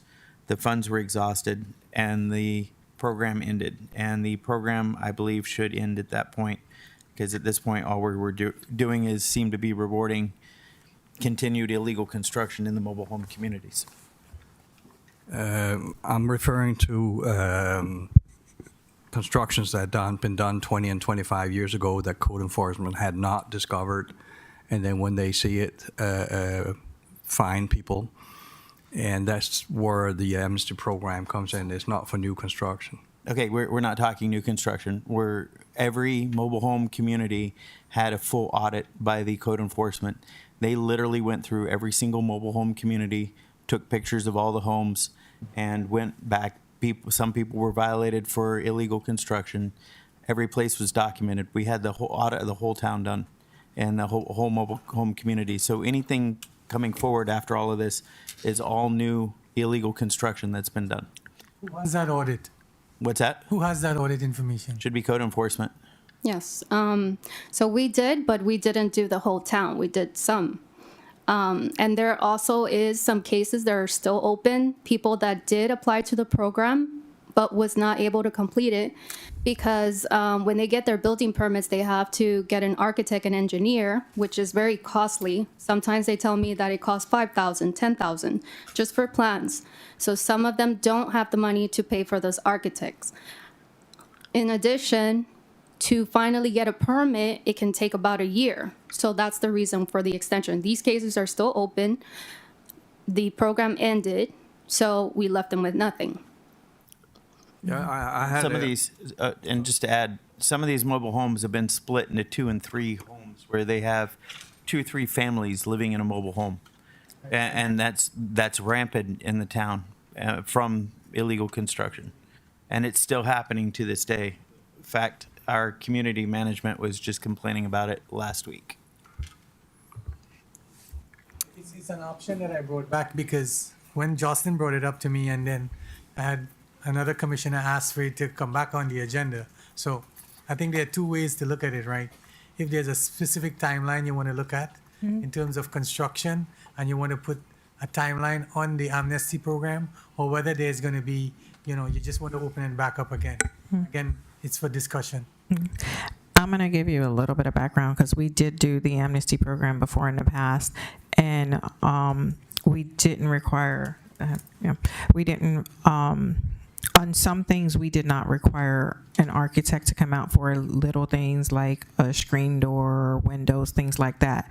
They were able to actually do it themselves, and Michael Miller also assisted them on it, where he would do handwritten drawings to get them through the process. It seems like right now we're not doing that, and I do know that we're still finding people for things that happened 20, 25 years ago. In the city. So I think that we do need to bring the program back, but we need to adjust the parameters on it. So I think that would kind of be a win-win for everyone, is to adjust the parameters on it and make it a little bit more easier, because some things really don't need an architect $5,000 for something that costs $300 at Home Depot. There's also most of the items that require an architect are additions, so that we can't get around. Yeah, no, I understand that. Well, it's complicated because we also have the issue that the code enforcement was halted for so many years, and mobile homes, for example, changed hands many times, and then the new owner have no clue when a slab was poured, or so if they feel it's unjust, and we have no files on it. So if they go before buying a home and they come to town hall and say, "What you got on this house?" and we have nothing. So we can't endlessly go back in time and punish people. I mean, if it's unsafe, yeah, let's fix it. But if it's like a slap in the ground, I mean, really, who cares? the whole point was for unsafe structures. If we do have a hurricane come through and these additions collapse on people and people's lives are taken, who's accountable for it? Is the town accountable because they didn't enforce code enforcement and hold these people to a standard on the construction of their homes? Or is the mobile home communities themselves liable for not doing anything? Or is the previous owner? So liability can go in many different directions, but the fact the town went years without enforcement in the mobile home parks And puts that's the puts the problem. town into a position of liability. I do remember where they were getting, I'm sorry. I said I do remember when the mobile homes were coming before us for abatements. So there was enforcement. I just don't know to what level that the enforcement was occurring. But I mean, we're still finding stuff right now in properties that are still 20, 25 years old, even right now. And I mean, it's we've had. 50 years. Yeah. So I mean, it is what it is, you know. And then the fact that in the 90s the archives were flooded out, and so we don't have those records to say whether or not they did have a permit or they didn't have a permit. So I do think we need to offer our residents some form of relief. We're in the same situation, my wife and I, that she bought a house. There's an addition to it. We have no paperwork on it whatsoever, but we did pay tax to Broward County. So we assume it was made legally, because otherwise, how would the tax man come and get us, right? Well, we have no paperwork on it. I don't think the town has, but it's well made. Well, when it comes to residential, we only have to keep it 10 years and then we can expunge it, which I've never agreed with. But as far as architects and engineers, we really only require them on additions because besides the fact that they're designing it, they're also certifying it to take our liability off. Just for clarification. It's complicated. Yeah, we'll have to figure something out. All right. Commissioner Jacobs, you were one of the original architects of this, you're saying? Yep, myself and our former building official put this together. Mr. Nunes? Yep. I actually talked to him a lot about it, and I thought it was a really good idea at the time. And I'm just wondering, is there a reason that you didn't use it? What's that? Is there a reason you didn't use your own program? Yes, because I didn't have any illegal construction on my home. Is that a rumor? No, that's not a rumor. That's an actual fact. Okay. So I will tell you, the building official wrote me up for Florida Building Code. Florida Building Code does not apply on mobile homes. Florida Mobile Home Code does apply on mobile homes. I replaced my windows with mobile home windows, my siding with mobile home siding, and per our former building official, those are considered a repair and no permit was needed. No addition was added on, no nothing.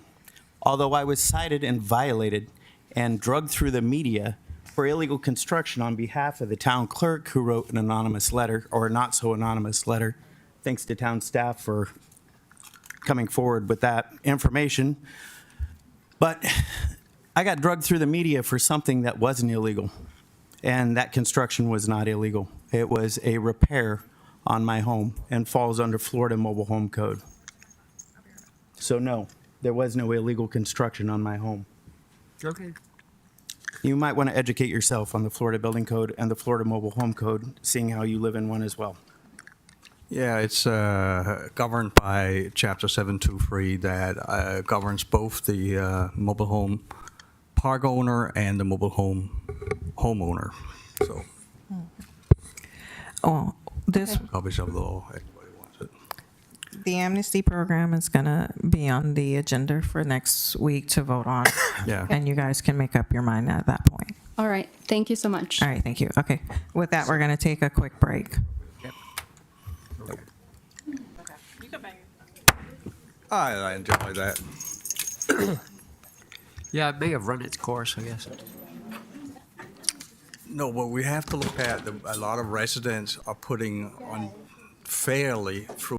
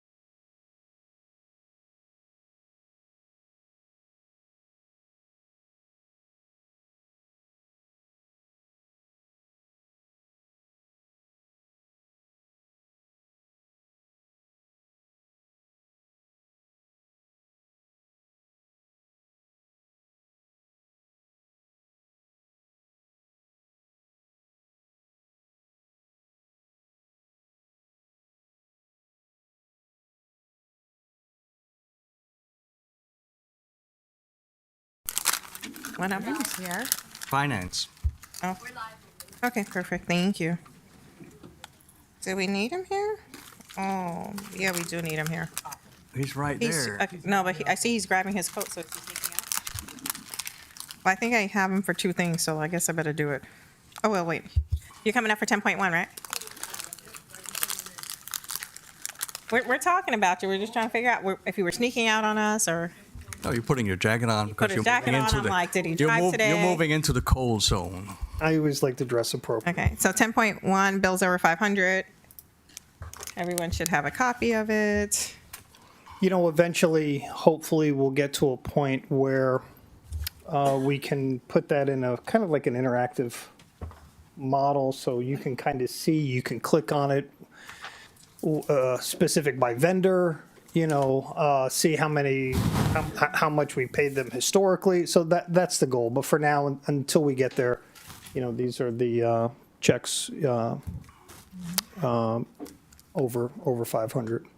But, you know, eventually you want to be able to have some type of interactive model. You want to see how much did we pay a vendor in a specific year? Where did it get coded to? How much was it? The last check run we did, what was that amount? And, you know, we live in a great time that, you know, software and abilities, we have that ability. So we'll get there. Oh, I mean, at home was only. That was the total cost for it, for the design for the air conditioning for at homes? Oh, never mind. I saw 1,900. I was like, oh, wow. Okay.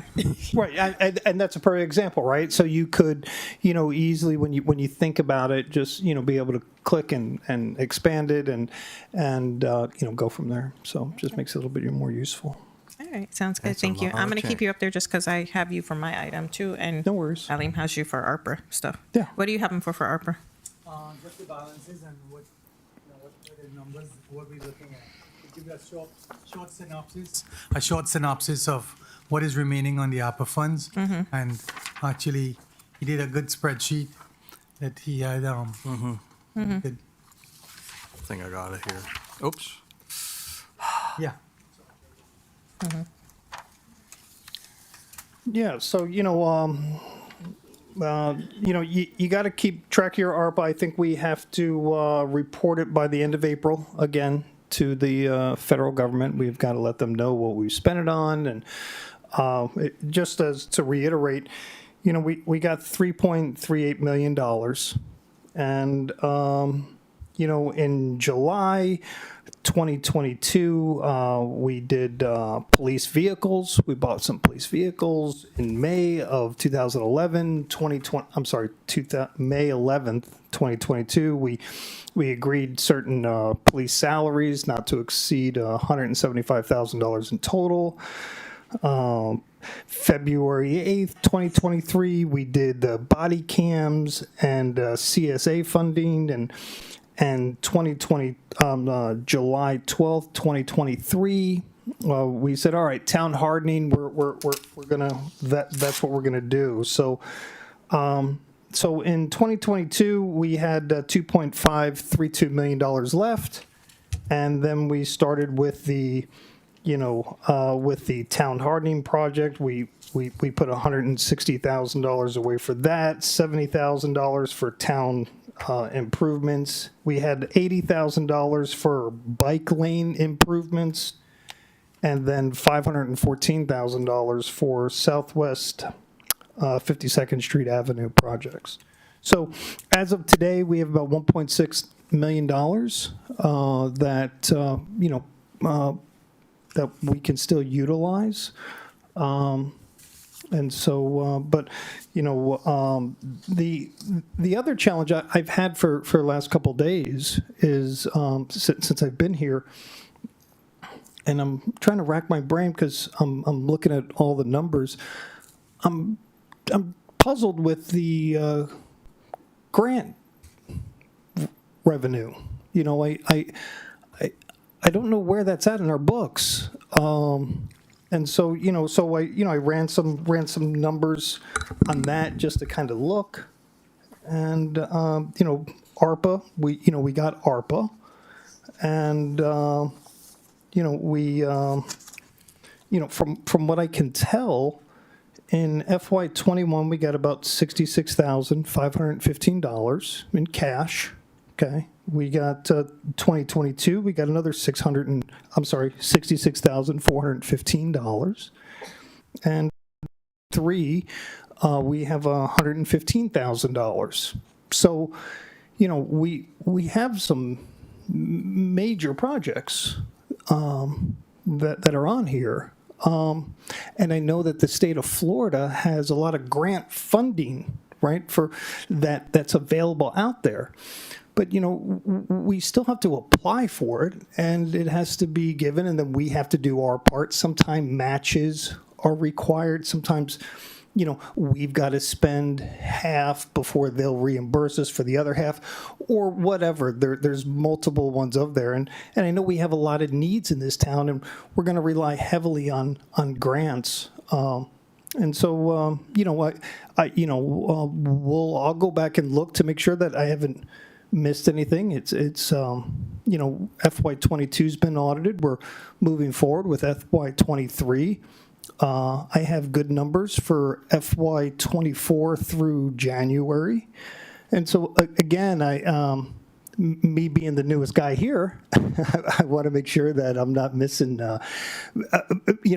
anything, and so we'll look again, but there's not a pile of money just sitting around and earmarked for grants. So you got to go back farther. You got to go back before I was even here. There are grants that are still pending, I think, from 15, 16, 17. I couldn't tell you where the money is because we haven't had an actual finance director in here that met the qualifications since I've been here. So, and we will. But so what we do. But when it comes to grants, just last year we got the Cops More grant, which is almost $1 million grant for the police department, along with a $115,000 or $130,000 grant. We got 3 grants for DOT. We got somewhere around for the police department, somewhere in almost $1.5 million, $2 million in grants. Okay. Well, I mean, I'll have to. We've been getting CDBG. I mean, and then even Barbara Sharif gave us $500,000 for the lights at the park preserve. And then last year I got almost $600,000 from Marie Woodson from the state. We got for the Geoscada. For the SCADA. So Okay. there's a great deal of grant money. Right, and so Tell you where it is, but no. Well, I mean, again, if you're talking that they stood up here, they gave us a check, we took a check, we deposited the check, right? Then I'll have to look to see, okay, where was that deposited, right? And so, but again, everything gets audited and things like that. That's why it's an important part. But it goes into what we call unrestricted or restricted fund balance. That's and what that number is, if you look on your ACFR, is that's all your cash and that's all your receivables, money that you're going to get within a reasonable amount of time, and then it also deducts minuses your liabilities that you have. So it's almost like, if you want to think about it, like your equity. You have cash minus your liabilities, but here's how much you have left for what we like to call unrestricted. Now, typically what we do in the finance world and what the GFOA subscribes to is your utility funds. You want to probably have 6 months worth of operating expenses that you kind of say, listen, we're not going above that. Or, we're not going to allow our fund balance to drop below that. Typically, your general fund, the GFOA recommends 2 months of operating expenses. The reason why, hurricanes, it takes time for FEMA to react, and you need cash right away.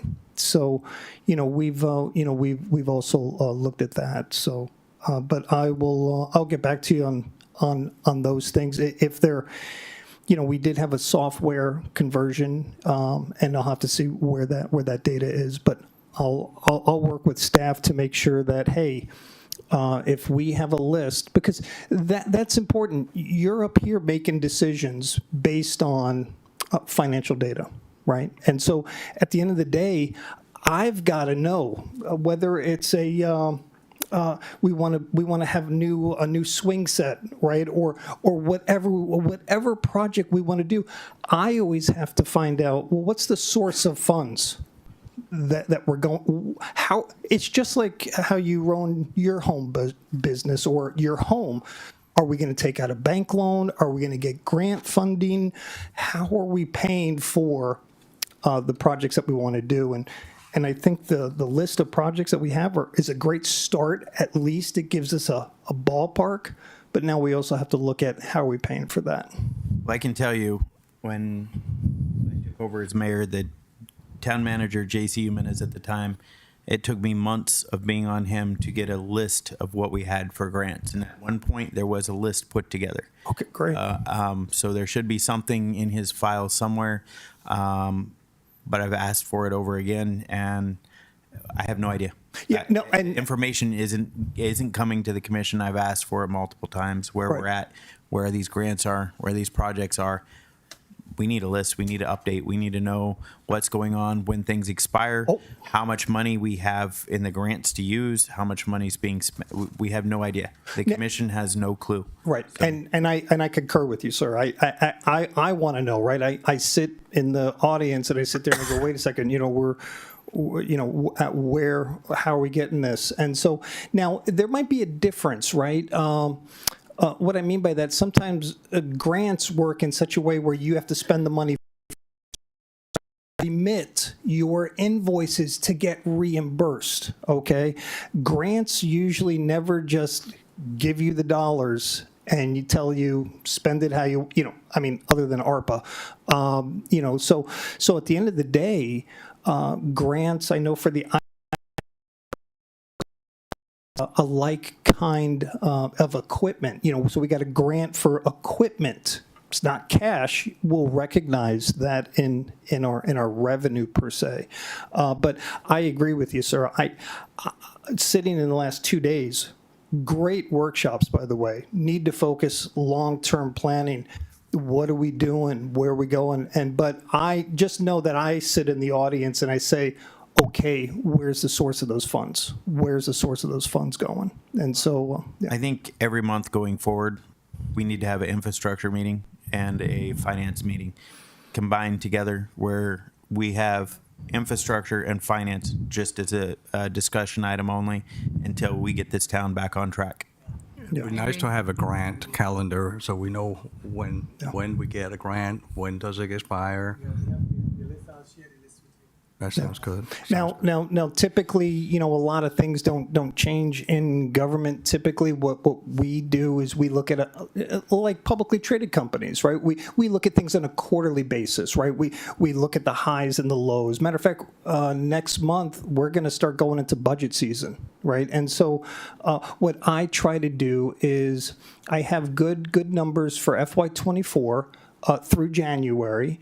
And then what I do is, I predict where we think we're going to be based on our historical spending, in operating. And then the other thing too I do is I always assume that you're going to spend your capital dollars. It's a good assumption, and that way we know kind of what's going to drop to the bottom line, so we know how much cash we think we're going to have. And so, the challenge recently has been, we're doing build outs. We're spending a lot of cash. I know we got a bank loan for that, which helps us. I know prior year we paid off some of the bank loans, which is always a good thing.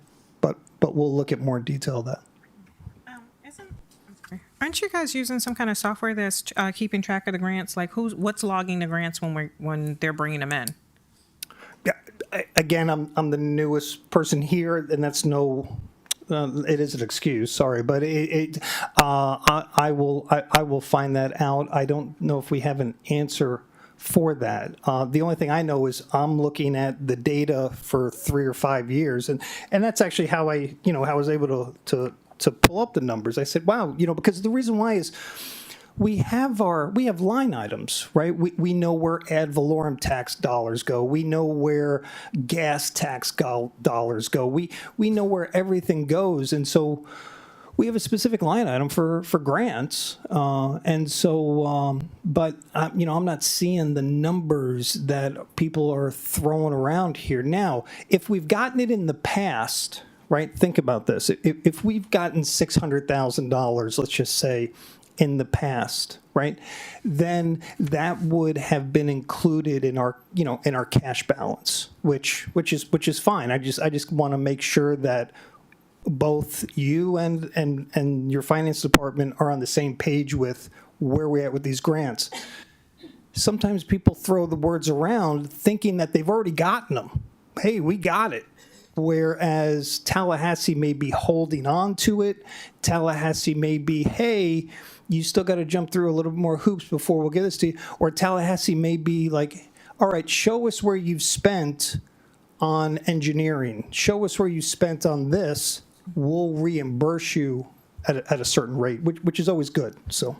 Okay, so I think we need to have some kind of understanding that, and some cooperation between the Public Works Department and whatever, and the Police Department, because of the fact that they're the majority of the recipients of those grants, to make sure that we are actually applying for our reimbursements and that we're getting them. Because I know there was a holdup that I contacted you about, 3 months ago? Yeah. Where the agency hadn't received the receipt, so therefore they weren't releasing the money. Yeah. So I think we need to make sure that you guys are all collaborating better in getting that, because I know we're out there.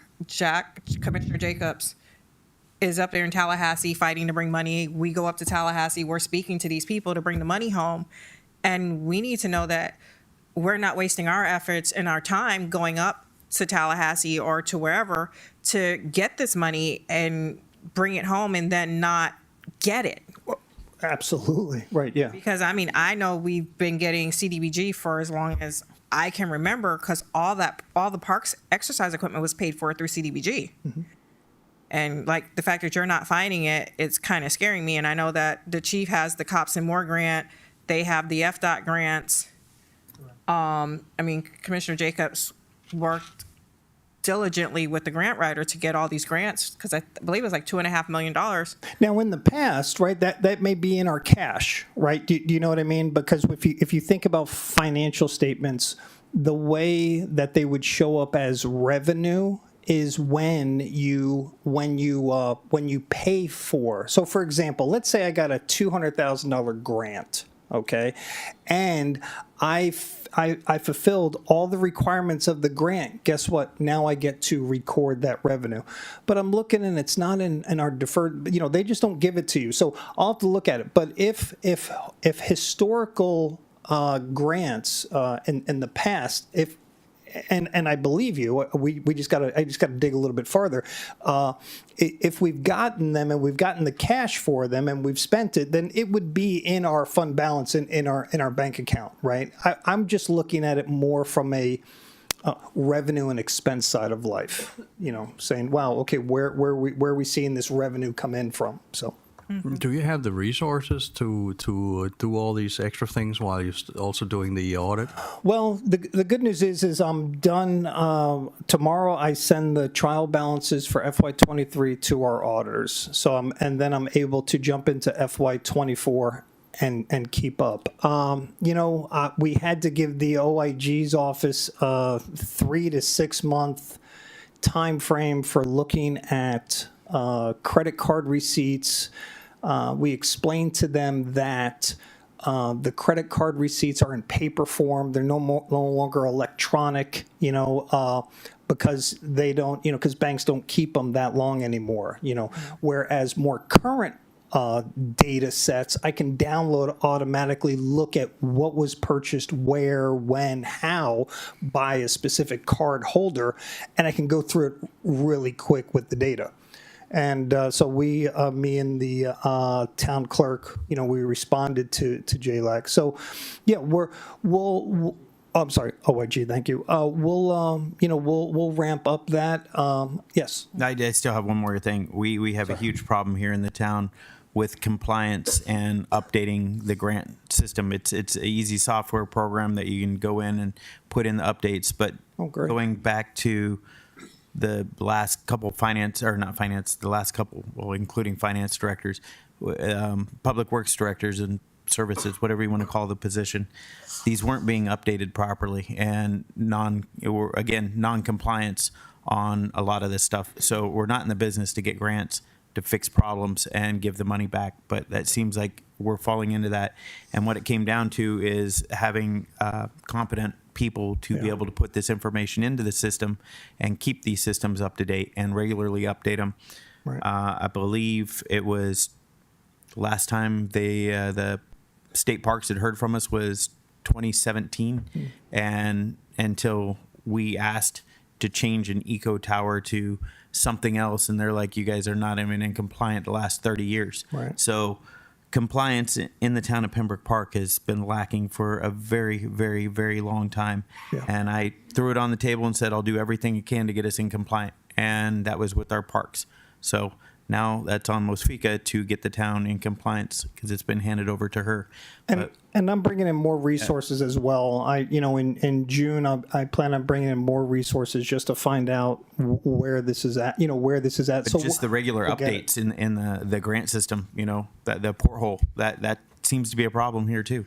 So Yeah, we'll definitely get better with that, right? I mean, you got to start with your audited financial statements, and so that's kind of your benchmark, and we're moving in that direction. But if there's we'll look at some legacy stuff, see where it's out there, see what we have to do. We'll contact the agencies, see where we're at, and report back. We can start at home. Marlon, can you look through our old agendas and pull up all of our CDBG grants, all of the HMPG, because all those things had to be approved by the commission, and so it should be in our iCompass system, our Z drive, S drive, whatever drive it's called at this point.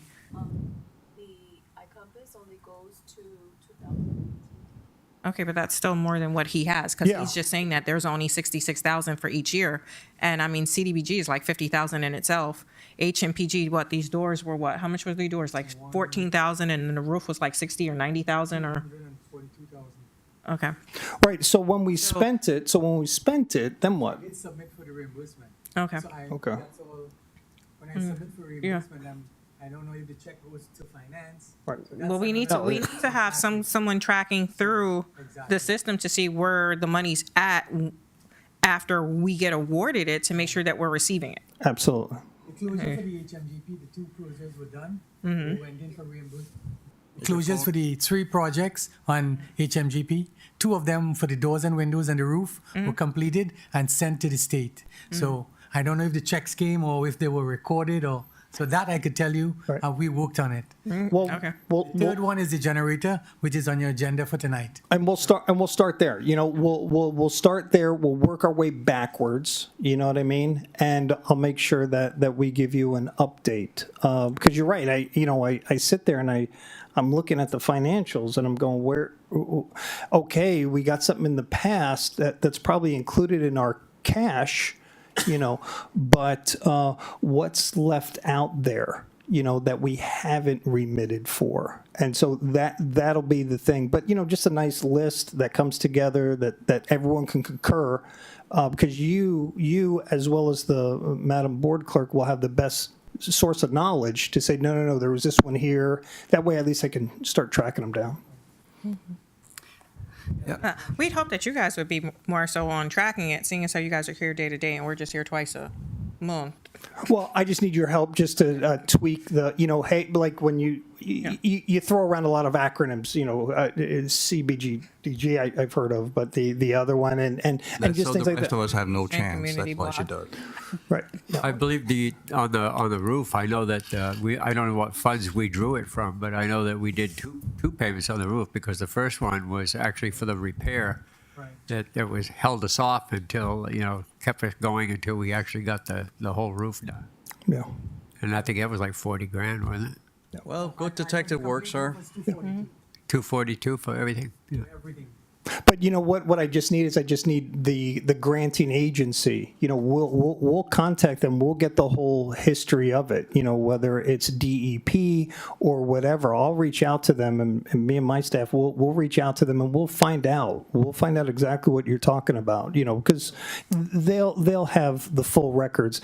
I just need to know which agency, Department of Transportation or some type of police grant. You know, whatever it is, we'll be able to respond and report back. And then what we'll do is, you know, as we get additional grants, we'll make sure that we keep on top of it, where we're at with it. Great, thank you, David. Thank you. Yes, All ma'am. right, thank you. Oh, yes. Yeah, sorry. No, that's all right. I'm just, because I know you have a long drive ahead of you. I'm just going to pull you up just for my 14.4 vacant positions to be budgeted.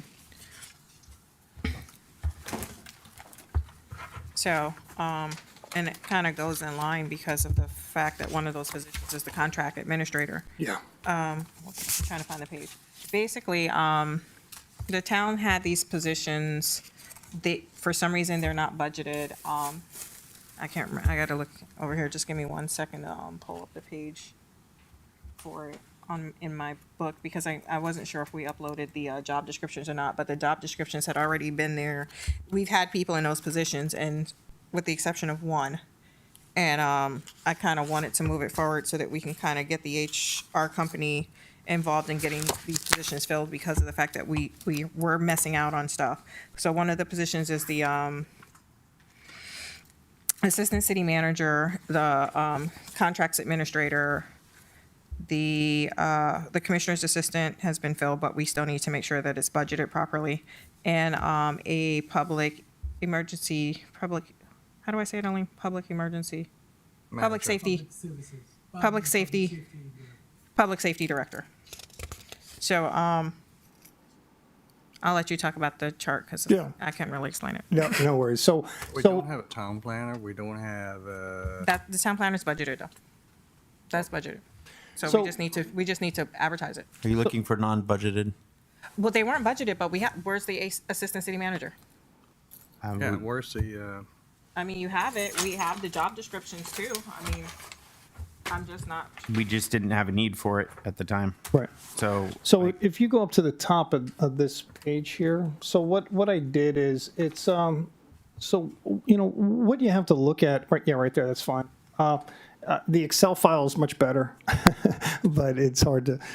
Anyway, so what you have is you have our departments there on the left. You have their years. You know, you have what FRS code they're in. So what we look at is you know what's the whole cost of you know, of an employee. You know, when you had the fire department up here standing and saying that they needed to put someone else in a chair, you know, you look and you say, you know, whatever you're paying somebody, you probably need to add about 40% more to their hourly rate, because, you know, you have, you know, your share of payroll taxes, you have health insurance, you have FRS retirement contributions. And so when I was asked to kind of put this together to say, hey, do we have budget? Yep, you know, we do budget for those vacant positions. And so we do have them. You know, having the right resources available could benefit the town tremendously in this perfect example of you know, grants, you know, where are we at? What are we doing? Who's keeping track? And so, so, you know, that's kind of what we did. Now, I guessed at, we put an estimated salary, things like that in the Excel spreadsheet. And so just to kind of look at what we would call what is the fully burdened, you know, what is the town's expense if you're hiring somebody. And so you know, it's definitely important to look at. Employees do, you know, they are tremendous they're a tremendous asset, but just like any other tremendous asset, there is costs associated with them. And so we just kind of looked at that. Yeah, one's for Marlon, for the record. Yeah, and so keep going down a little bit. So you can see here on the far right-hand side, that's the factor. See that factor there? See the 1.57? So what that means is whatever you're paying somebody the hourly rate, you got to multiply it by that factor to get what it's going to cost, the town. The reason why sometimes they fluctuate is the FRS, the Florida Retirement System. They have different classifications: police, fire,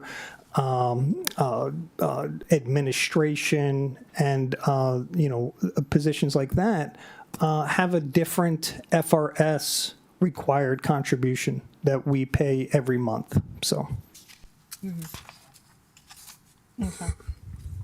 So as you can see, like most of the positions, we have them, they're just not funded, and we need to fill them. We have a need for them, and we need to go ahead and get the HR company to fill them if you guys approve us moving this forward. I want to have a question about timing. Shouldn't we wait until we have the human resource on board? We got that coming up too. I'm just trying to get everything in line. I'm giving him tasks. I like to put the horse in front of the cart. Well, that's why I'm like, we're going to be approving the HR company this week, I hope. Hint, hint. Which we have a discussion on that coming up as well. And then I would like those to be the first order of business for the HR company to come in and do. Is to Sounds like advertise a plan. those positions. I'm trying to be proactive, moving things along.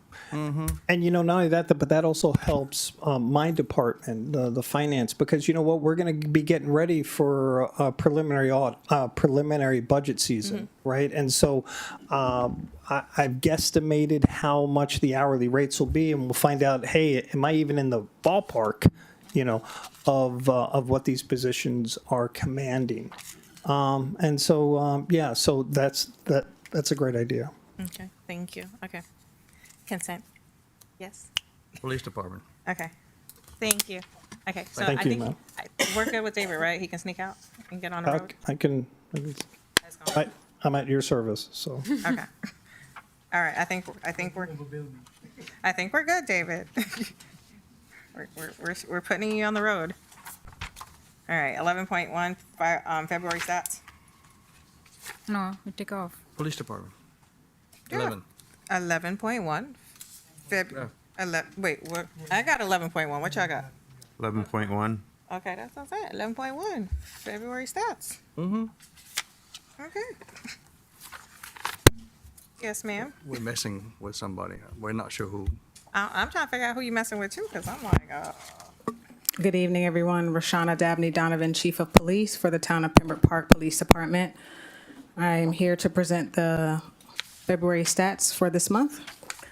As always, I would like to thank my personnel who continue to work diligently to reduce crime and provide great service for our community. It is my honor to work with them. For the month of February, the police department continued to focus on issues such as noise complaints, unusual activity, and homelessness. Currently, we have 15 extra watch requests in which officers ensure they either drive by, park, and walk, or park and write at specific locations during their shifts, time and incidents permitting. Sorry, I'm not feeling well, so I'm going to stumble a little bit. With the celebration of Black History Month, the police department attended a Black History Month celebration at Mimi's Learning Center. In addition, we introduced a new initiative called Pizza with the Police, where we spoke to kids about our jobs and had lunch of pizza and cupcakes with them. We had the swearing-in ceremony of our newest officer, Ernesto Estiva, and school lockdown drills took place at Watkins Elementary. We continue moving forward with our accreditation efforts, as that is soon upon us, and we had CPR training and worked with Youth Leadership Broward. I would also like to highlight the town of Pembroke Park and thank the commissioners for voting for a partnership with Sarah Sarah is vital for critical incident responses, and we are happy to say that the Town of Pembroke Park Police Department is amongst the first in Broward County to utilize this program. They had a press conference last month, and witnessing the press release, training firsthand, and hearing the personal stories from Stand with Parkland parents whose children were victims of this tragic incident was a testament to the need for us to work together to ensure that responses to these types of incidences saves lives. It was an absolute honor, and we thank our commission for believing in this venture and supporting it. There has been a 54% increase in traffic stops, a 17% decrease in traffic crashes, a 63% decrease in arrests, a 40% increase in burglaries, and a 17% decrease in other calls. Additionally, there has been a 3% increase in alarm calls and a 6% increase in total citations. Total calls for service have increased by 8%.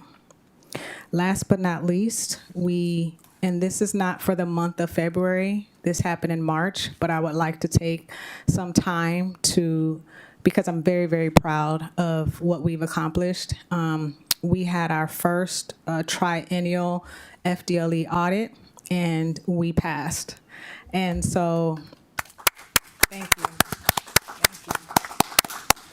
This is a great accomplishment because they looked over and they checked and rechecked again our security measures. They rechecked our policies.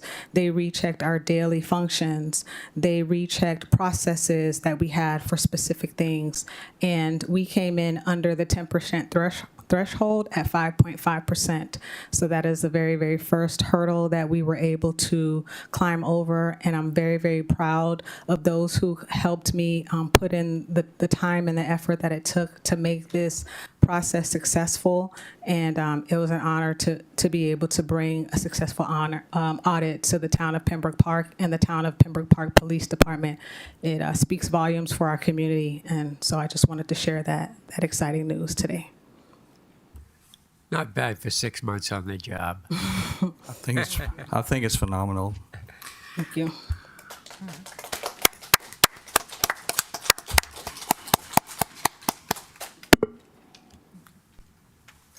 Does anybody have any questions? Questions for the chief? Nope. Nope. All right. 12.1 ARPA. Wait. Oh, we removed these other two items? Yeah, they were pulled. At the beginning of the meeting. 11.2 and 11.3? Yeah, they were pulled. Yeah. Okay, I didn't hear 11.3. Okay. Okay. I didn't hear 11.3 either. Yeah, they both. Marlon been said pulled. 11.2 and 11.3. It did. It's pulled? It's pulled. Okay. It's been deleted. Yeah, it's pulled. Okay. Papa, I'm hungry. Huh? You want another break? No. Let's get on with it. I can get home. I think we have addressed most of the items on the list. Okay. The pending item is actually the Parks Master Plan, and all the playground equipment that we saw, and a few things, which is the restrooms, the elevator, and I believe those are the three critical things on the list, apart from what you guys heard already. I thought you guys had requested a meeting to go Yeah, through the tomorrow. ARPA. I haven't. I thought you guys had requested a workshop to do ARPA, to go over all the projects for the ARPA, no? We Didn't talked request about a it workshop yesterday. for it. No, they said to bring it back at the, Oh, okay. But it Next came workshop. out with proposals and cost. right. Okay. Okay, so, You know, on the issue of the bathrooms here that I see on here, you know, we can always. I still have all the information of what was submitted to us previous. I'm sure the cost has gone up, but I'm sure the pictures and all the video and everything that came with it is probably still intact. And we can reach out to those companies, find out just We did update the bathroom prices. It's 200 and for all 4, 5. Was it 5? I have it here. And these are updated numbers on the bathrooms. It was 287,000. That includes everything in this building, the preserve, and also Behan. So I guess everything up to code. Correct. Good. I thought we were going to, looking to renovate that building. over at I was Kane. just going to say that we last year, before this commission came on, we put a list together of critical incidents or critical projects that needed addressed. You guys were all given that today, because I was even included in it from the grant writer. It says critical projects. We put this together a while back of things that needed addressed here in Pembroke Park. A huge issue is that little building over in Behan Park. Our Girl Scouts use the restrooms over there. Apparently the lock's been changed so they can no longer use the restrooms on Sundays, and that there's no parks person that unlocks the restrooms for them either. So that seems to be an issue that we'll have to address at a later time. But the building itself is in disarray. We got a quote of, was it 900,000 for, do you remember that? The former building official brought forward a quote for a 800 square foot building, or a 400 square foot building, whatever the square footage is on that building, for $800,000. Okay. Which was absolutely ridiculous for a glorified tough shed. Yeah. So I think the Carver was onto that yesterday, wasn't she? yeah, well, I was going to stop being a pilot and go into construction if that's what they're making for per square foot. I mean, that was ridiculous. But this list here talks about critical projects. Number one was the, I'll just run through them real quick. The interior improvements on the building, the roof repair, upgrades to the windows and doors. That was, the roof and doors were completed. The windows still have not. The replacement of the town's HVAC system, Right. partially completed. Park Road, the 25th Street sewer upgrades and resurfacing, critical status, severe flooding, even during minor rainfall. That's a critical incident, and I have infrastructure listed. We're going to have that discussion later on in the meeting tonight over the 25th Street project. 30th Avenue water project, pipe deterioration with asbestos reported. We still have asbestos pipes, sewer pipes here in the town that need replaced.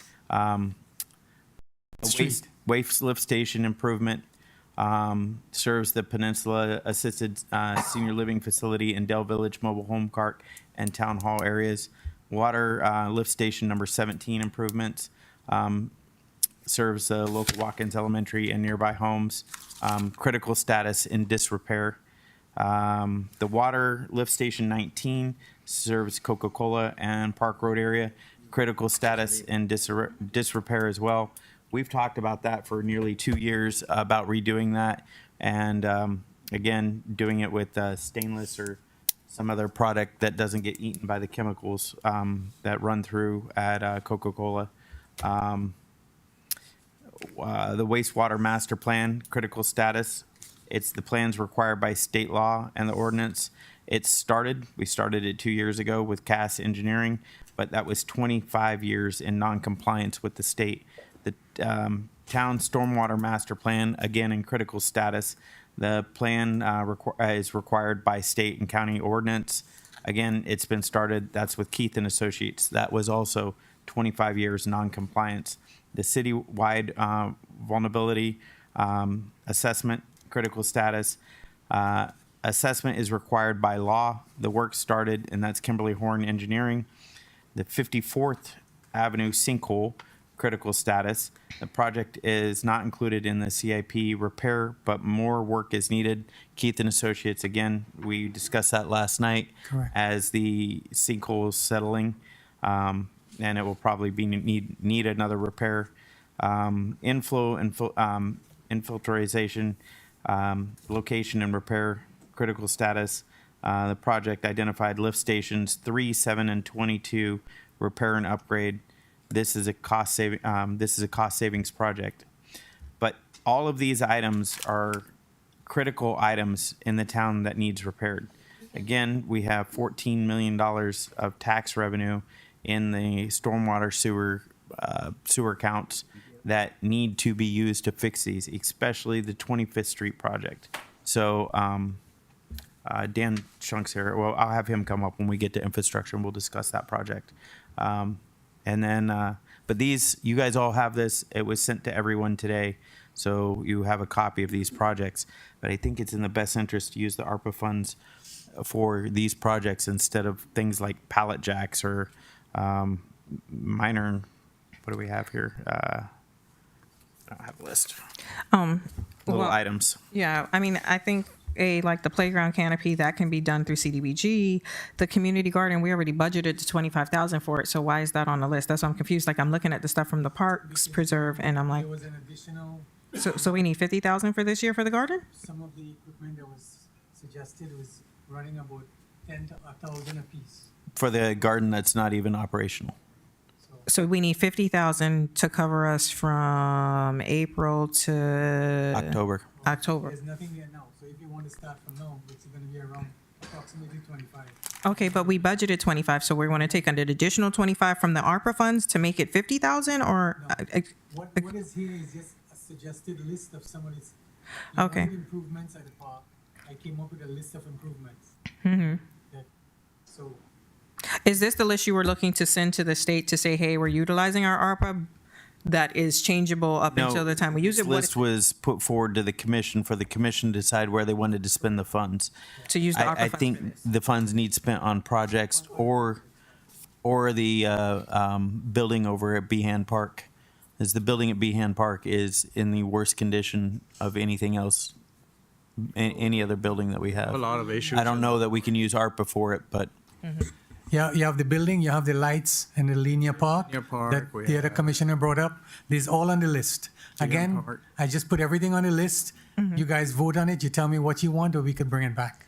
Okay, we do. What kind of money do we have? Can we 1 do point we have money some for- million. 1.6. What David just gave me was 1.63 million before he left. That's the numbers that I got. You could probably get a modular building of some sort and put it over there. Yeah, but Dee said she could be find the money for that. Yeah, there's Have to money for it. start. If you get the designs done, if you dedicate some of the ARPA funds to cover the designs, and we'll get it reimbursed. But if you use the money to get all the design stuff done, then you can go for the grants. If you don't have the design done, you can't go for the grants. So you can get a new building. You have two women who are our state reps for the city who are willing to give us money for that building in the Behan Park, but we got to have design stuff done in order to go after that funding. The project's got to be put together before anything. Yeah, Well, I think we. But that building's been falling apart with Building nothing. is. I've inspected the building. I wouldn't advise anybody even going into the building. Well, we had the conversation when you first started to demo that building. Termite ridden. It's So do you need directions or? to demo the building. Yeah, I can, but I think you need a cost of You might- what it's going to cost to demo the building. Not only that, you might want to look into the fact that if you take something down, it's not always easy Absolutely. to put it back up again. You may have Permitting-wise. restrictions, code restrictions and stuff like that. Well, that possible. building, you're going to have to bring it up to code anyway because it's not ADA compliant. It's not. the restrooms are not. Yeah. No. So, I mean, it's going to have to be brought up to code anyway. I mean, you might as well just knock that one down and start new. And the funny thing is, I just found a company, McGarth. They actually do a lot of modules, mobile modules that you can either rent, lease, or purchase for governments. And they do a lot of community centers and things like that. Well, they got those schoolrooms. I mean, they're like They do. schoolrooms with bathrooms, you know. So it comes back to the park master plan. If your park master plan is going to address the complete park system, whether it's the buildings, the landscaping, the amphitheater, everything, do you want the master plan to address both parks, only the preserve? So these are questions that if the consultant chosen is given both parks to deal with, that's, these are some of the items that we'll be talking about tomorrow. Yeah. In the meeting that we have scheduled. Well, some of these things, we don't want to kick them down the road any more Correct. than they already are. So, I mean, if it comes to a point where we could say, okay, we'll get a permit for a modular building, let's put it in there. Right. And The that's all Carver we have. mentions that we could get some from schools, surplus school ones and military surplus and. Yeah, I know. There's a lot of sources. So Right. we just have to get on the ball and do it. How do we get Correct. started? I know, but I don't want to hear. And another thing is when you go out and you start designing projects, you want to make sure that we have funding to build them. Some of these projects that were designed, you're going to have to pay to reissue the permits. And every time you do that, it costs a lot of money. And sometimes the drawings becomes, in effect, you cannot use the drawings if you do 2 or 3 renditions of those. So it all depends on the projects that you're moving forward with and the designs that you're requesting. Let me ask you this: if you have the funds in your hands and you go out and you buy a modular building and you just put it there, why do you need a design? I mean, it's already there. Well, again, building will tell you need all the permits. Well, you need a permit to put it there. Yeah, I And understand. the engineering behind, yes. But I'm talking about that. You don't need to engineer the building; it's already No, there. you could get, yes, if it's a But you don't need pre-manufactured. Water, sewer, electric, those all require permits. Required permits, correct. Design. Engineering design, yes. Okay. Mm-hmm. So But I these think- are some of the things, again, I don't want to belabor the point. I just Thing put is, some, these ARPA funds need used. Yes, and- Before we have to give them back. need to And commit it. they've just been sitting here. So we need to come up with a strategy on how they're going to be used How you're and what they're going to be committing them. used on and get these funds used. Correct. So, Utility buildings and all that. I would suggest we get a plan for the water and the sewer, and look for a building to sit there. That's all the schools. Okay, so what do you guys want to do? Do you guys want to use the critical the criticals? We need to find out how many resources we have and then. I think y'all need to bring it back before us. And prioritize which ones are most important and then give you direction of what to do. you guys have the list of Your critical resources. incidents or You critical. got the you Critical got the project critical list. one. That's the one that, was passed out last night, yeah. Yeah, so I think we need to, Well, can there's you a get us short- some numbers for these from the critical projects list? There's Can a you give us shorter the- list, the critical project list. There's only 11, I believe 11, 12 items on it. So can you give us those numbers so that we can mesh them in and then we can go through and, because we still have to do it even with the engineers, is go through and see Well, which is. share the list with, So at the I same don't believe time, I yeah. got the list, but I'll, Yeah, so at the same time, Yeah. when we're doing this, which is hopefully in the next 2 weeks minus the 9th and the 10th, that's the meeting that Marlon was calling today to schedule. We can go through the critical list with this list and check off what's critical, rank these things so that we can, We already had them in ranked order. you had it. you have those ranked, okay. Have them already in But ranked no, order. what We are did all the numbers? legwork on doing this. What's the numbers for it?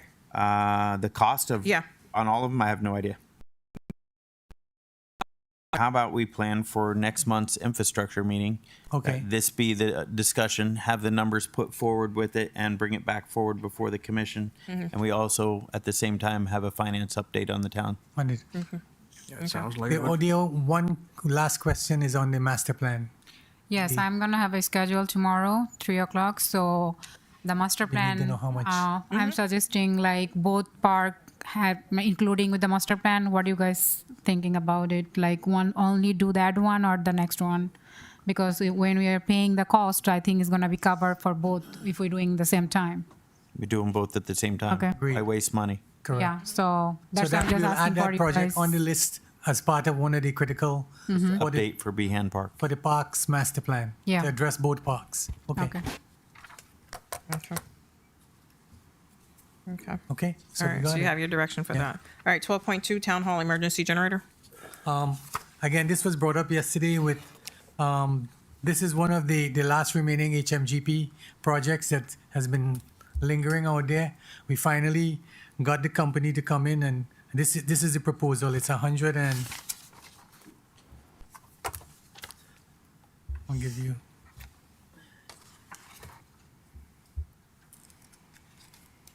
It's one of your companies on the CCNA list, which is Craven Thompson, and their proposal includes everything, design, engineering, and it's $124,000. 34? 124, 24. yeah. Okay, got you.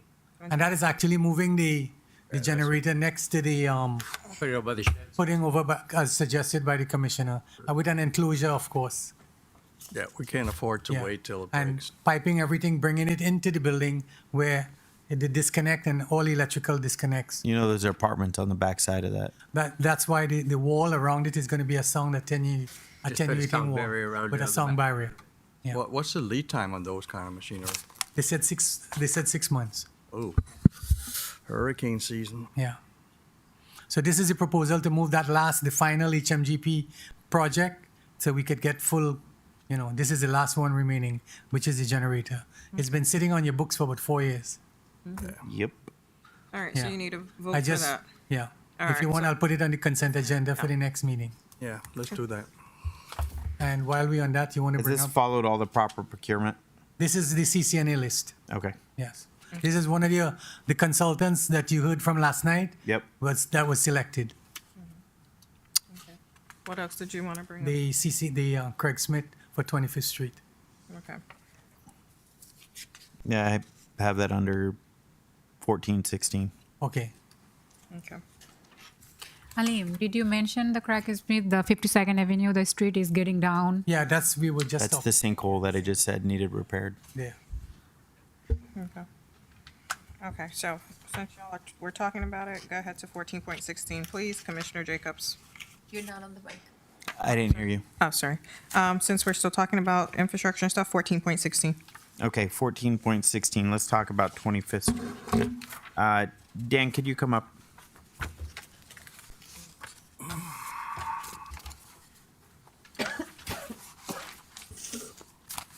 Dan Schonk from Craig A. Smith.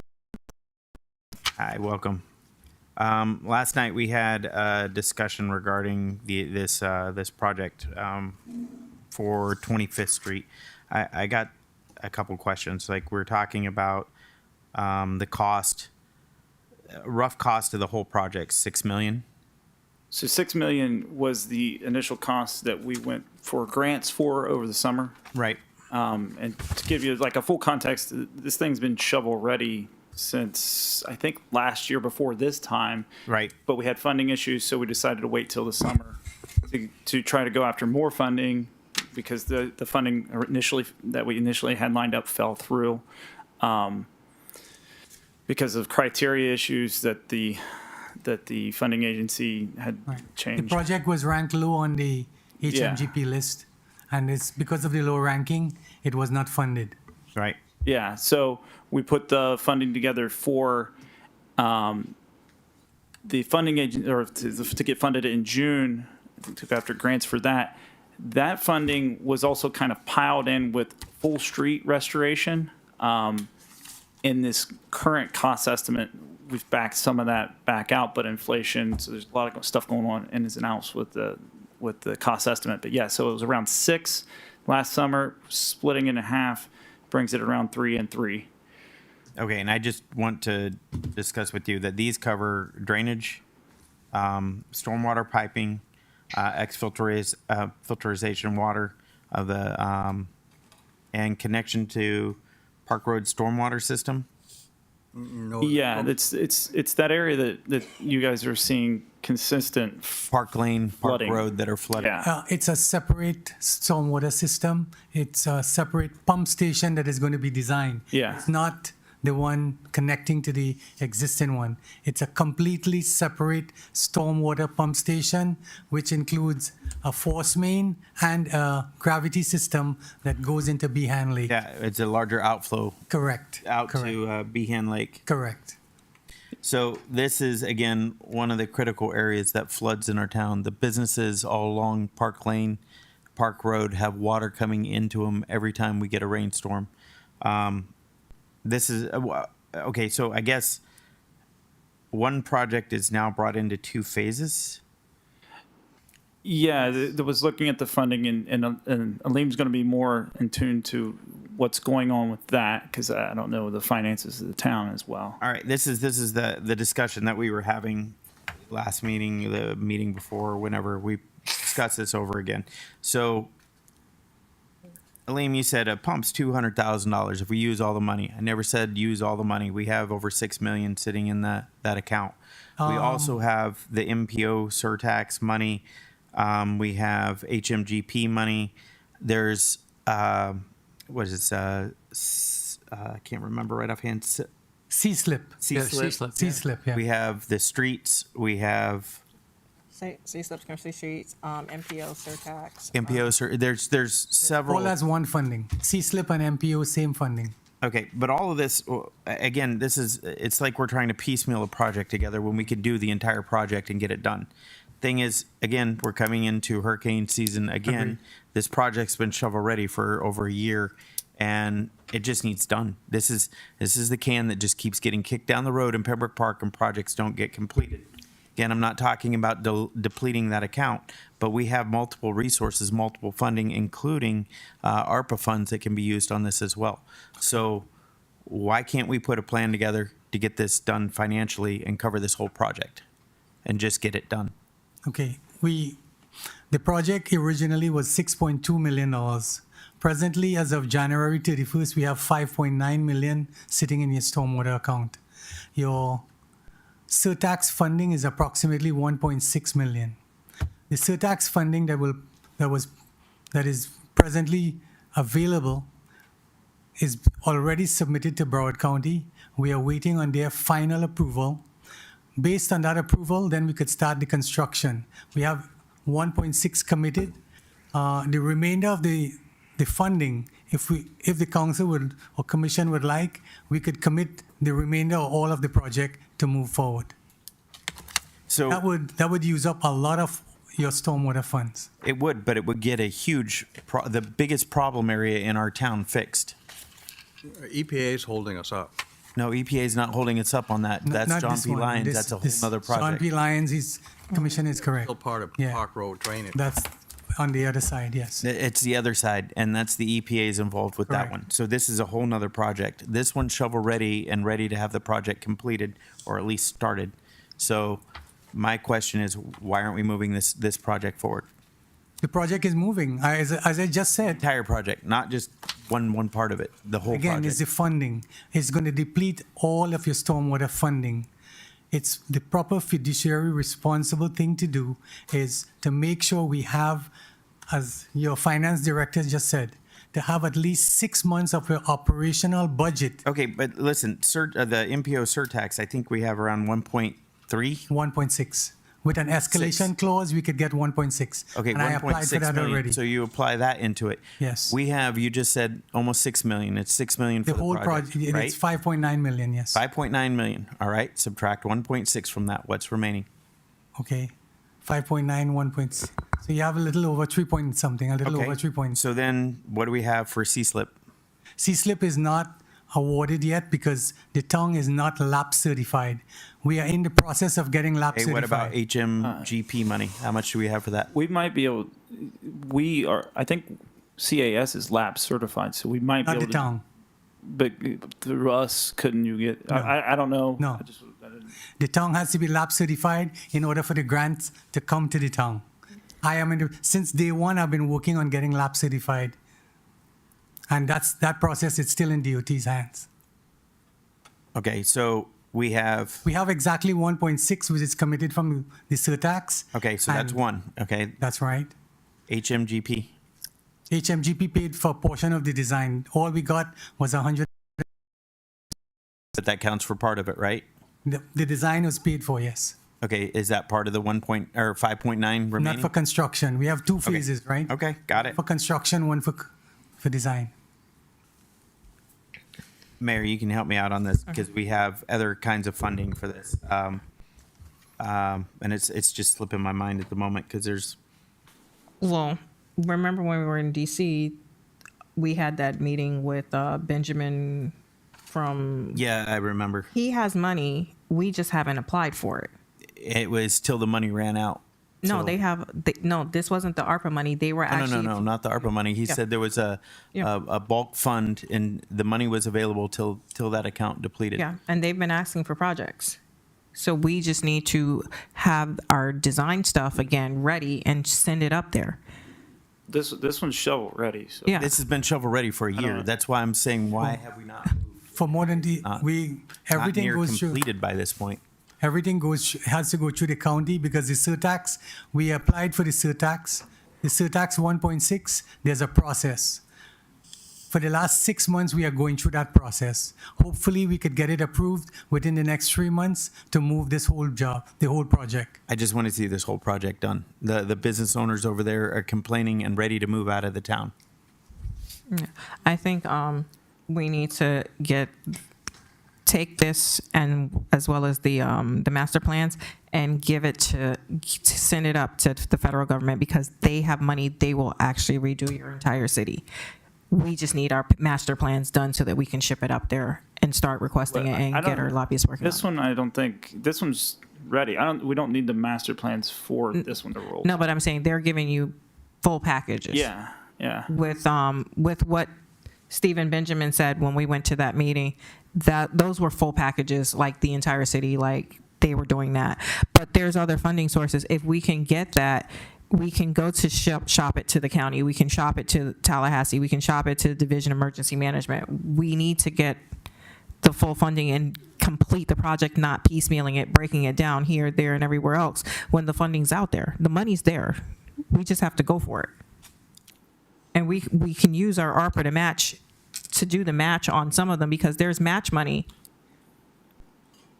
Aleem, is there deadlines on the current funding we have? Because we don't want to go We have to send that request in.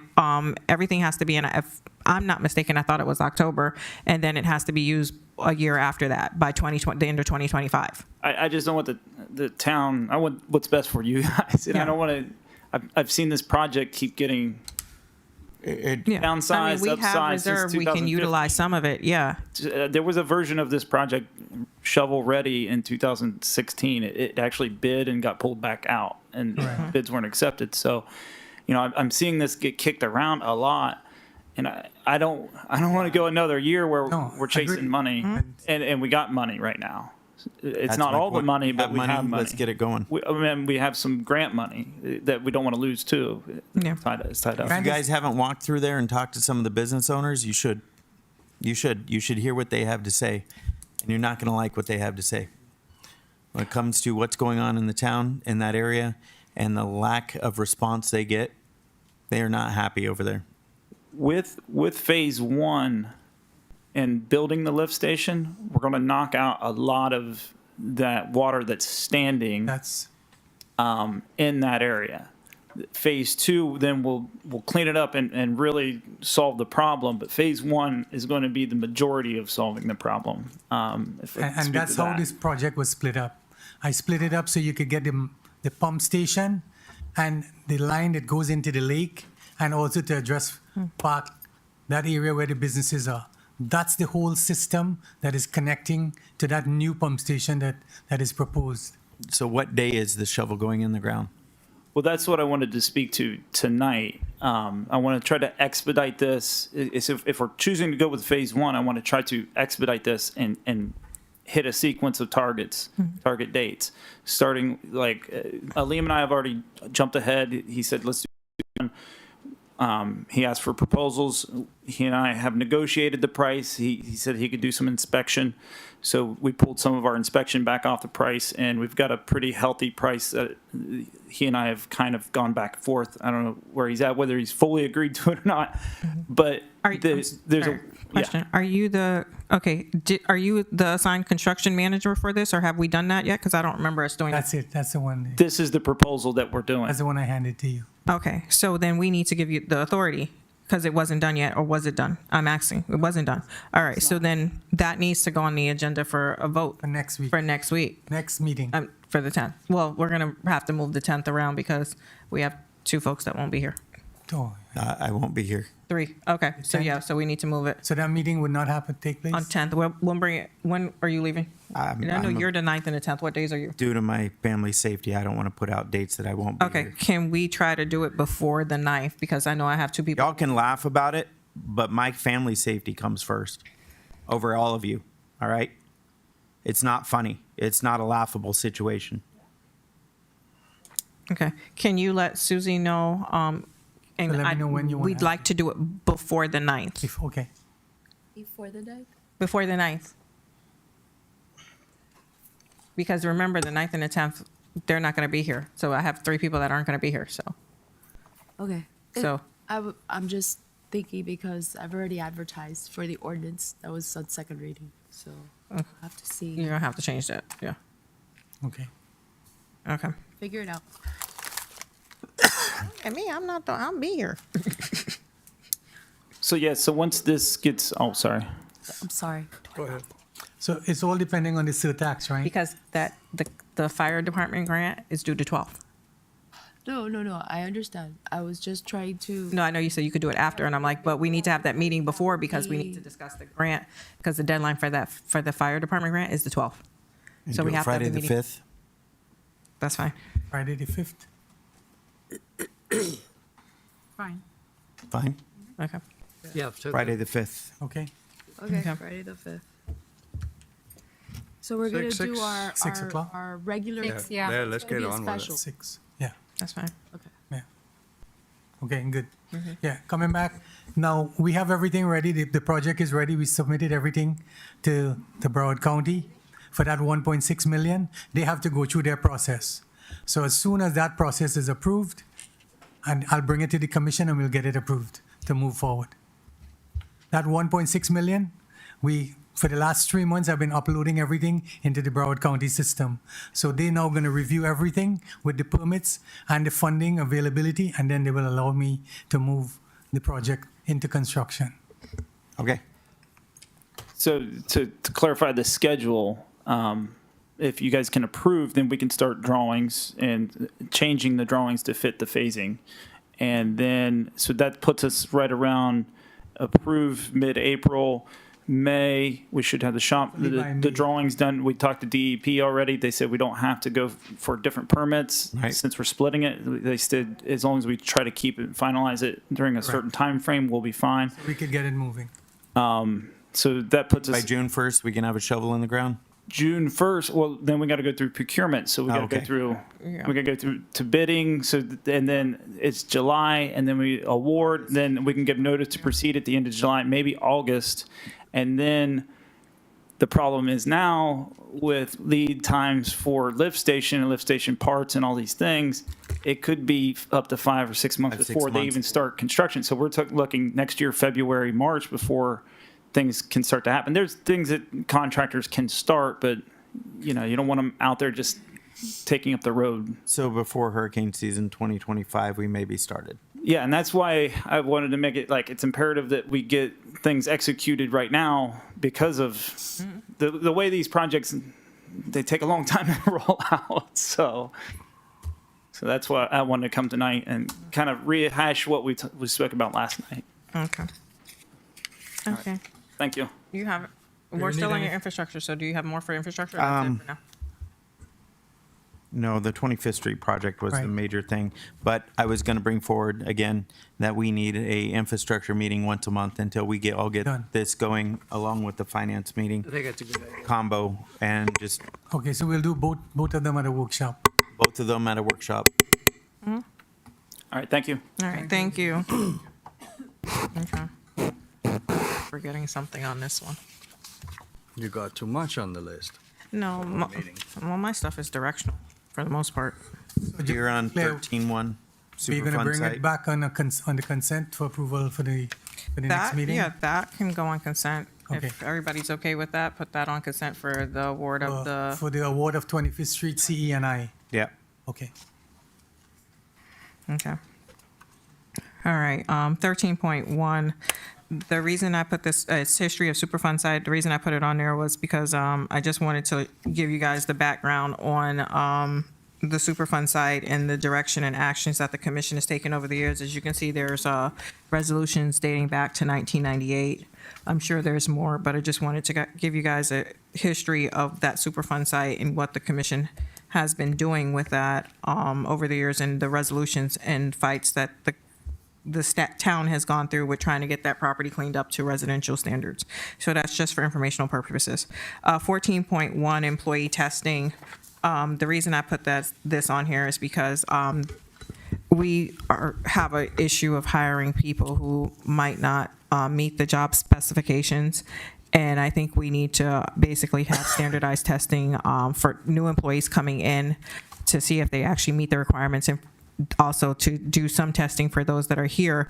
And if they don't pass the test, then we train them so that we can make sure that everybody's on the same page with knowing how to do things, like using calendar, using redlining, things like that, that they're proficient in Microsoft suites. So, and also how to answer a phone, because we've had issues in the past where, folks didn't know how to answer the phone. They don't know how to say hello, how are you, how can I help you, how may I direct your call, things like that. So I would like for us. Can I add to that real quick? Go ahead. We had an who for 9 months sat there at the phone, who did not know how to take the phone off the auto answer. So it sat on auto answer for 9 months. Yeah. That's the point here. Yeah. Okay, but human resources is going to address all these. I was just going to say that. They are, but I just wanted to put it out there because we have to give the policy for them to implement the policy. Yeah. So if you guys are okay with it and you guys are fine, we'll put it in the handbook. Absolutely. As I said, my stuff is not going to be like crazy long. It's just more so directional stuff. Employee evaluations, we're supposed to do that twice a year. We've been here for a year now, and I know we haven't. So there are copies of the town's performance evaluations that we basically need to utilize.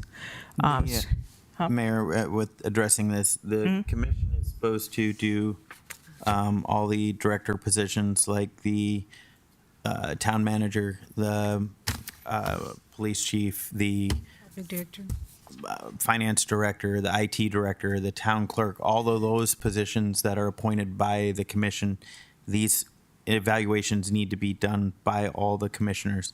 This has been an ongoing problem since I've been here of getting commissioners to actually do these evaluations But of we these can't do positions. them without a human resource present. You can fill out an evaluation form, Yeah. and you don't need someone to hold your hand to do it. You fill out the form, and When we did this the last time, what we found out, or what I found out anyway, is that if I go over to, say, Susie's job, and I say, okay, Susie, I need to rate how you're doing, and how am I going to do that when I don't really know what she does? I know vaguely what she does, but I don't follow her around. I'm not her supervisor, and I don't have any control over what she does. So how can Hodgkins, I actually the point is say she's that, staff. that she's she's not a director.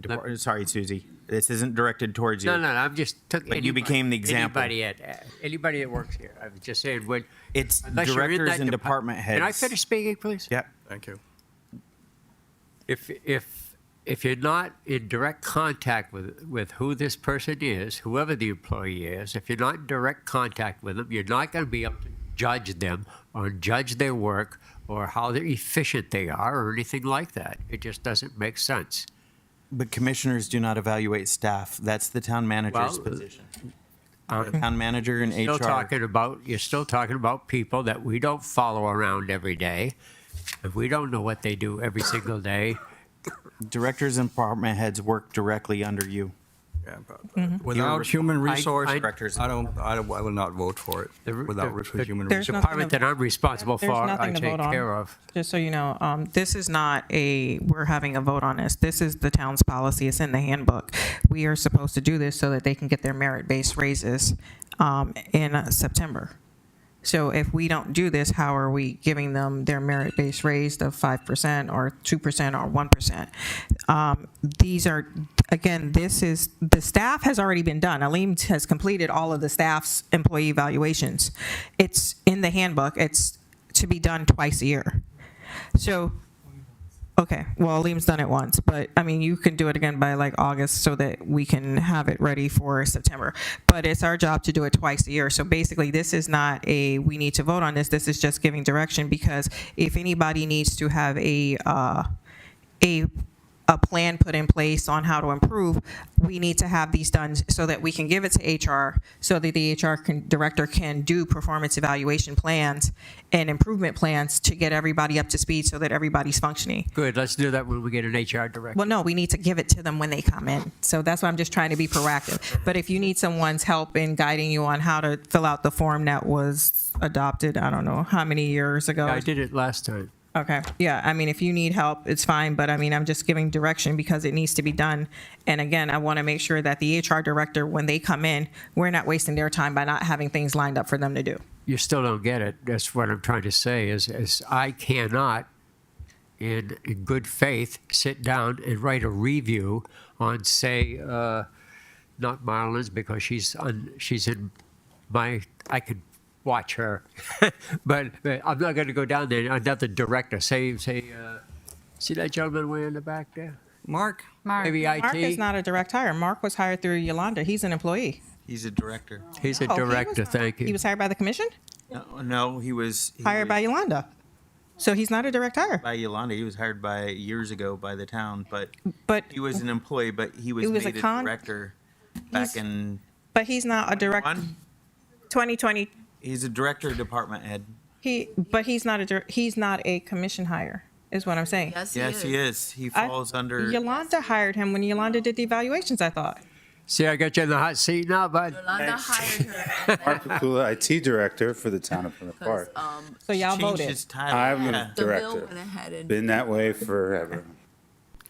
So I have a question, and I'm going to say it and probably get my ass in trouble. Excuse my French. How are some commissioners going to evaluate me when they don't even speak to me? I really want to know that. Don't talk to me. Won't work with me. Can't even say hello when they want to a room. I really want to know how that's going to work. That's all I got to say. Spot on. And I also would add to that saying that not only is that an issue, but the other issue is there's a lot of ambiguity going on here in the town with the directors. And and all this tit for tat crap that's been going on, and the town is paying for it.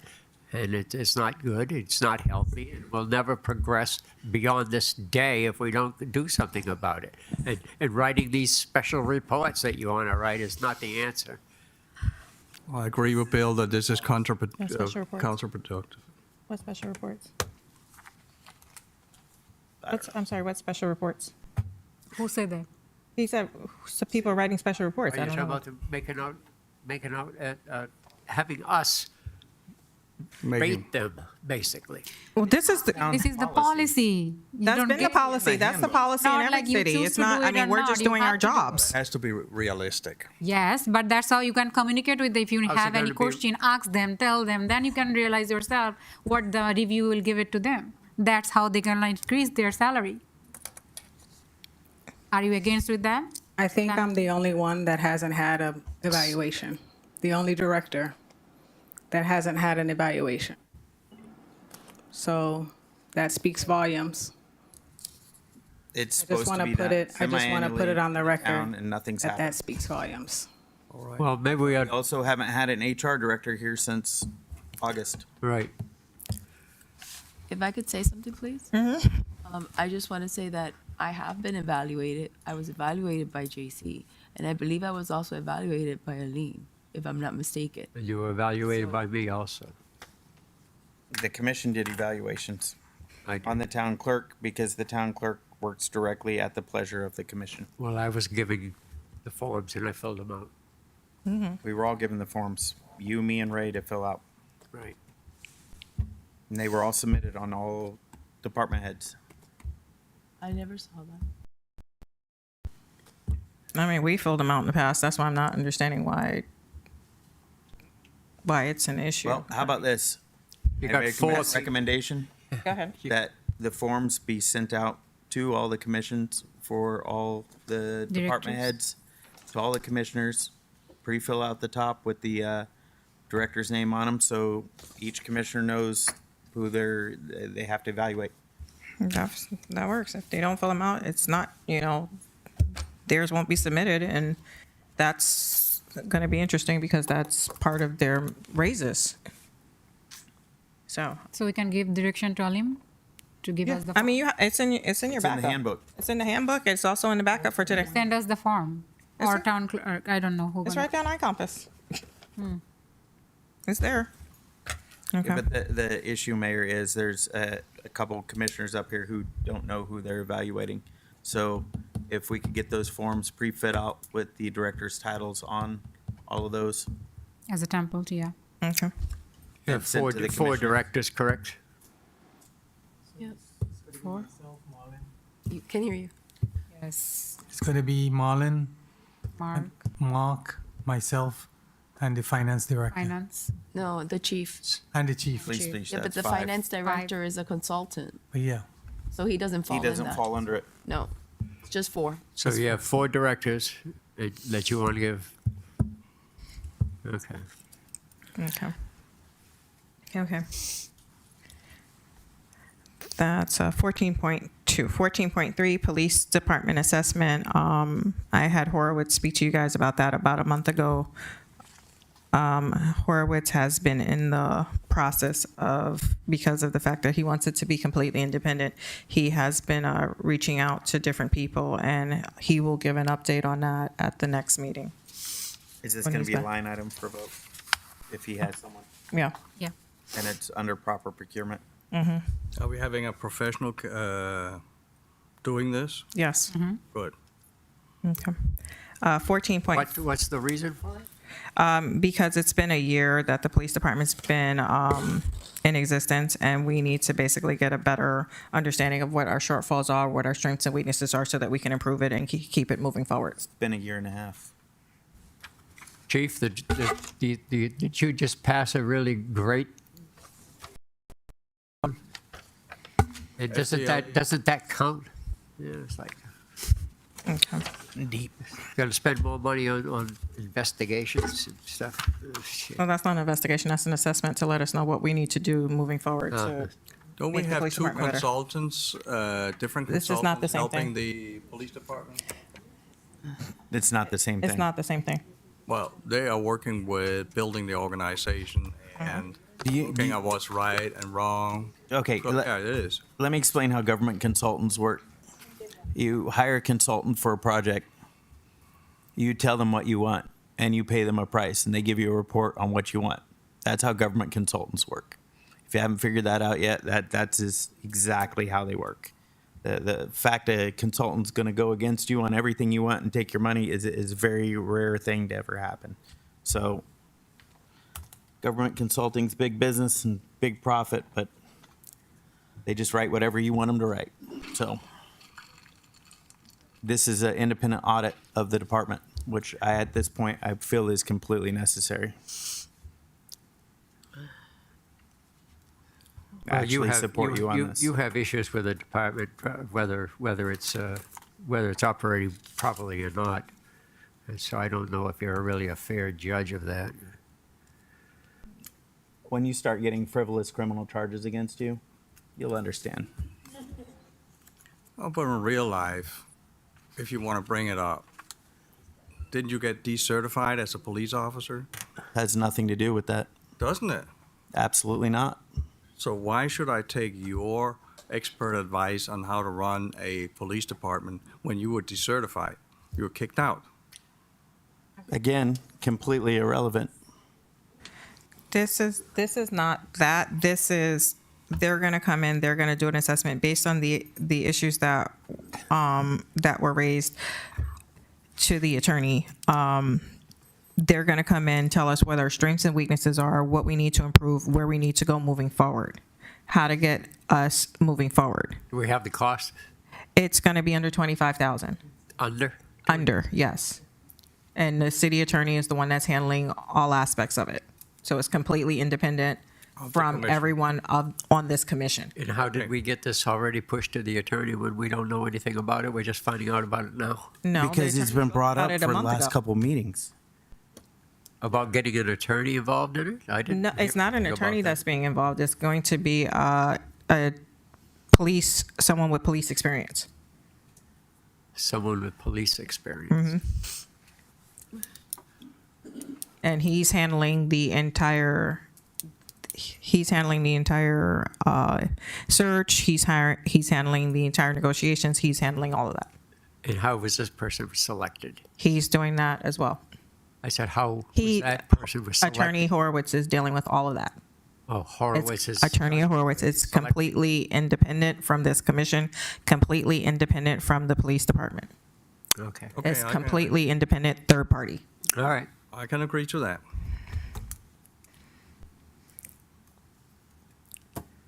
So wait, you thought it was me? No, Okay. we need to clarify things. He said he was doing it last month. He was handling everything. Y'all need to take better notes and listen to what's going on. Because y'all are missing a lot during these Good meetings. advice. Well, thank you very much. That's okay. You'll get my advice, like it or not. 14.5 and 14.11, they go together. Do you want to take the lead? You want me to take the lead? All right, you want me to take the lead. Okay, so two things are going on. With the Senate bill that, you just got presented, we're having to deal with the police, the building department. We have building services, we have software issues. We currently use Inkforce as our software service, permitting software slash, what's the other thing? BTR software. It's not the best software. We've been having a lot of issues with dealing with it. What I would like to do is put the building department completely out for RFP and also put the software services out. I know that some companies who do building services actually have their own software that they would be doing, that they bring in that would be a little bit faster in getting the permits processed and stuff like that. Because with what we have now, we were the beta testers for this software, which was done through Calvin Giordano. We've had numerous modules built just to get it to run reports at $5,000 a pop. We're also paying a monthly fee for this software, and so with everything that happened with us losing Miguel, I wanted to put the building department out to bid, knowing that it's going to take a couple months for us to get it done. So that's why I'm bringing it up now. We've had this conversation in the past. Liam has met with other folks and talked to other companies about it as well. And based on the costs, I think it would behoove us to put it out to bid. They wanted 99% of the profit, is that correct? Which company? The one you just mentioned. There's no company name. Listen, I don't think it's a good idea to privatize the building department. They have some software issues, and I believe there are some solutions for that. That's very economical. It's a good income source for the town, so I don't think the time is right for that. I don't know what's going on here, but let me bring forward, the town has always had its own building official, and I'm not sure if I remember, it was either structural or mechanical, I don't remember, but they do all the structural, and they do the plan reviews, like the former building official, Miguel Nunez, he did all the plan reviews. He was our full-time building official. We've always had a full-time building official here in the town. The reason we have a consultant, or not consultant, or contracted building official was because of an emergency situation where the former HR director and manager brought in a temporary fix to a problem, and we still have not, over a year now, brought in a full-time building official for the town. And it's in the best interest of the town to have someone here that is structural and does the plan reviews in a full-time status instead of a part-time building official. I agree with Jacobs. But we're both going for the same thing as getting someone in the building department. Yeah. No, but no outside company. That's fine, and put the HR. Put it on the HR's job list. Yeah, and put it out. We have the job description. All they got to do is run the ad again. The planner is out. I could include the building official as from next week and put it out. Yeah, and then also the software, though, I would like to change that software. Mark, History with that software. can I have Mark has been for a talking minute to a few people about the software? Mark's been interviewing about that software. We put in here the backup for what, Let 20? me just hear. Let me hear. What year did we put the backup for? Like 2019 or something, where Mark and Jeffrey and them had went out to other cities looking at software? Mark Pakula, IT Director. Yes, we went out a couple of years ago, and then Miguel and Lucy wanted to stay with the current solution we have now. It's not efficient. It's ineffective. It needs to be replaced. We had meetings with them about a month or so ago. We're moving on from them. We've already met with 2 companies as of this morning. We're looking for a third, and then we're going to get some quotes, evaluate it, and make a recommendation to the commission to move forward to get off of what we have now. Sounds like a plan. Okay. So, Thank you. thank you very much. Oh, thank goodness, my nurse just texted me back. Okay, so that takes care of 11.4 and 14.4 and 14.11. All right, 14.6 Citizen Advisory Board. I'm just putting it out there. A lot of cities have it, who have their own police departments have a citizen advisory board.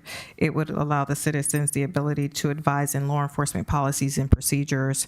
The current bill that just passed does not allow for them to deal with individual cops or things like that, but just to deal with policies and procedures of what they'd like to see from their police department. This division would be solely created by the police chief. It's up to us to advise if we'd like to direct the police chief to have it, and then she would be solely responsible for the agency. Do you have the resources to do that at this point in time? Yeah. Okay. Go ahead. Well, it would be residents. that Yeah, I would be doing understand it. that, but we're in the process of building a police department, so do we have the manpower and resources to start this, or would that be something we should look at maybe in a year's time? Okay. What's Sorry, was your there a thoughts on question? that, Chief? Most agencies have a police advisory board, if I'm not mistaken, as long as the parameters are set by the chief of police. And I would defer that to Mr. Quinton. The mayor categorized the bill correctly. I'm sorry, I couldn't get that word out. But yeah, that's the current state of that bill. I think it was properly summarized. So if that bill gets approved by the governor, that advisory board would be limited, and it would be mostly citizens and folks with police backgrounds, retired police officers or sheriff's deputies. There's a huge problem historically with citizens review boards. They have zero law enforcement experience. Even if they've attended the Citizens Academy, they still don't really understand the position till they've done it. And so they've had issues with this. But the other thing I'd like to point out, look how much public participation we have in Pembroke Park, even at our commission meetings. Mr. Roach is the only consistent resident that we have that attends our meetings. So, okay. Hey, my wife is here. Over the last few months, there's two more, but historically, for the last 5 years, it's been Mr. Roach. So That was dangerous. that's Well, you'd make a great addition to good the idea. Citizens They have Advisory to also Board. bring in retired law enforcement. but they have to be retired law enforcement. Yeah, have a well, you have to one-man have retired advisory law board. enforcement if you do the committee. Okay, when due time is, we can look at it. But right now, I know the chief is very, very busy building the department. So a good idea for a little later. I'm just putting it out there. No, that's fine. It's a good idea. 14.7 redistricting. So basically, we need to give staff direction on this. It's part of our charter that we're supposed to do it every 10 years. It has not been done, and it's overdue. Over 30. No, we didn't have districts 30 years ago. What's that? We didn't have districts 30 years ago. When? We didn't have districts 30 years ago. Oh, we didn't have districts 30 years ago? Nope. Okay. No. No, it hasn't been done in a very long time then. Yeah. Especially in the situation where some of the district might be redeveloped in the future. We cannot have a situation where the criteria that the commissioner has to live in that district if the district is dissolved. So we need to find another way of. Well, that's the point of redistricting, is that they go through, they take the census numbers and they go through and they reallocate. Or make The it a districts. requirement that whoever runs for office is living in Pembroke Park. Doesn't matter. That is a what's- requirement. Yeah, it is. It already is a requirement. Yes. I know that. What I'm saying is, it shouldn't matter where in town they live because you need to get votes from the whole town anyway. You're trying to eliminate districts is what Yes. you're trying to do. Yes. Mayor, we had, as I'm not a huge fan of how our charter review process was done, but we did have a full charter review process. And I think honestly, I have no idea what came out of it because we have yet to have it presented to us. As a commission, we can either go with some of their observations that they want to see changed, things they don't. But I think we need to have that presentation at some point of what was at least completed by the charter review, as we had a handful of residents, I think 5, 6 residents that volunteered for almost a year and a half period to do a charter review. I think it's our duty to listen to at least what they had to say, Yeah. and take some points out of that. So I think we agree should with have a charter review meeting and have that presented to all of us, and we can just listen to what they have to say out of it. We don't have to accept anything. We can accept some things. It's up to the commission at that point, but to at least listen to what they have to say from all the hard work that they put into it. Yeah. I agree with I agree. Mr. Jacobs. I think it would be disrespectful not to. Madam Mayor, if I may, Yes.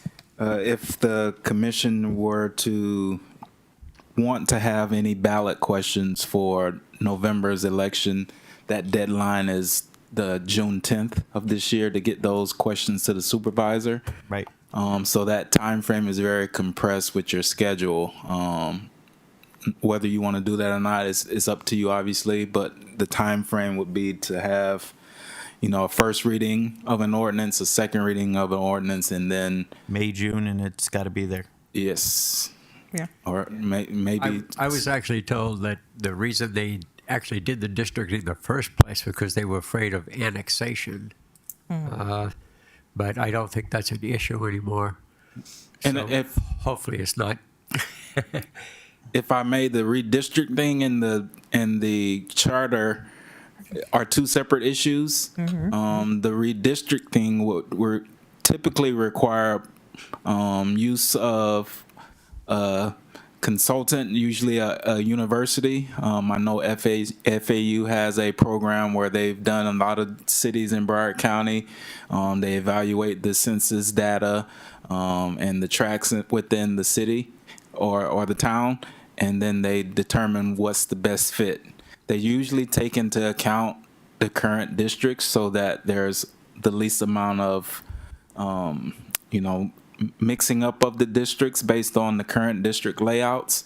But because it's been a while, that may or may not be available. But the square mileage of the town isn't, as vast as some others. So it may or may not change a district or move different areas into different districts, depending on. Why is it that we have to have districts to begin with? Yeah, because we need to have the vote in the whole town. You're not running in one district, you're running in the whole town. That's your opinion, but our charter says otherwise. Yeah, it was done So so that we- there was equal representation because at one point, everyone lived within a stone's throw of each other. And that's why they did it back in You get 6 commissioners living in the same neighborhood on the same block. Yeah. Well, that's what Doesn't fairly represent the entire municipality.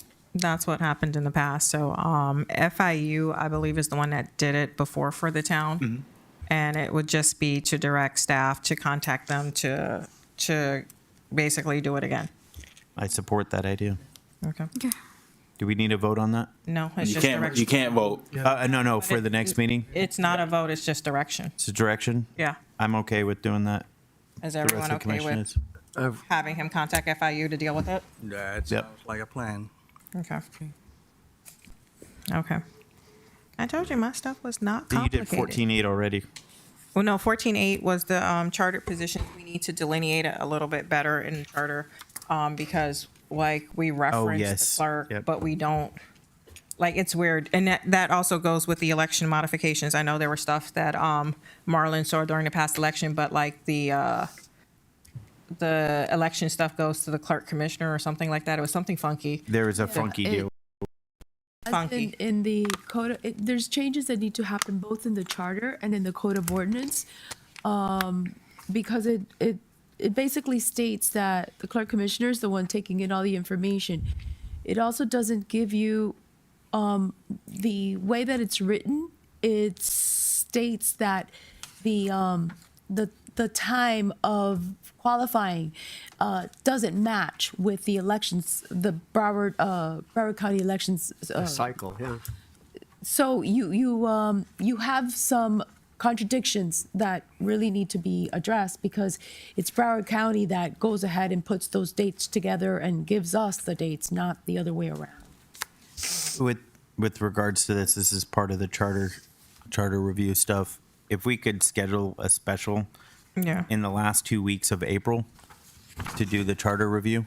Yeah. And then make a determination at that time. We could vote on the May meeting or have something ordinance. You will have to decide what the changes you want. Right. Then it would be that a decision would be made. We want to see changes in this, and this, or whatever it may be. An ordinance would have to be drafted, and it would have to have first reading and second reading, and then present it to the supervisor by June the 10th of this year in order to be on the November ballot. So hold on, May, That's June. very close, okay?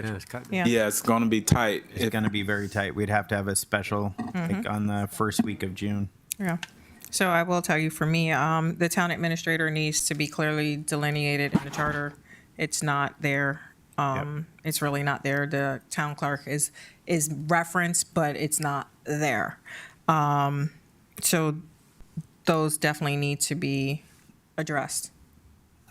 You have 5 people who are basically report to the commission, which is your, well, actually it's more than 5. The town manager, the public works director, the town clerk, now I'm told IT, The planner.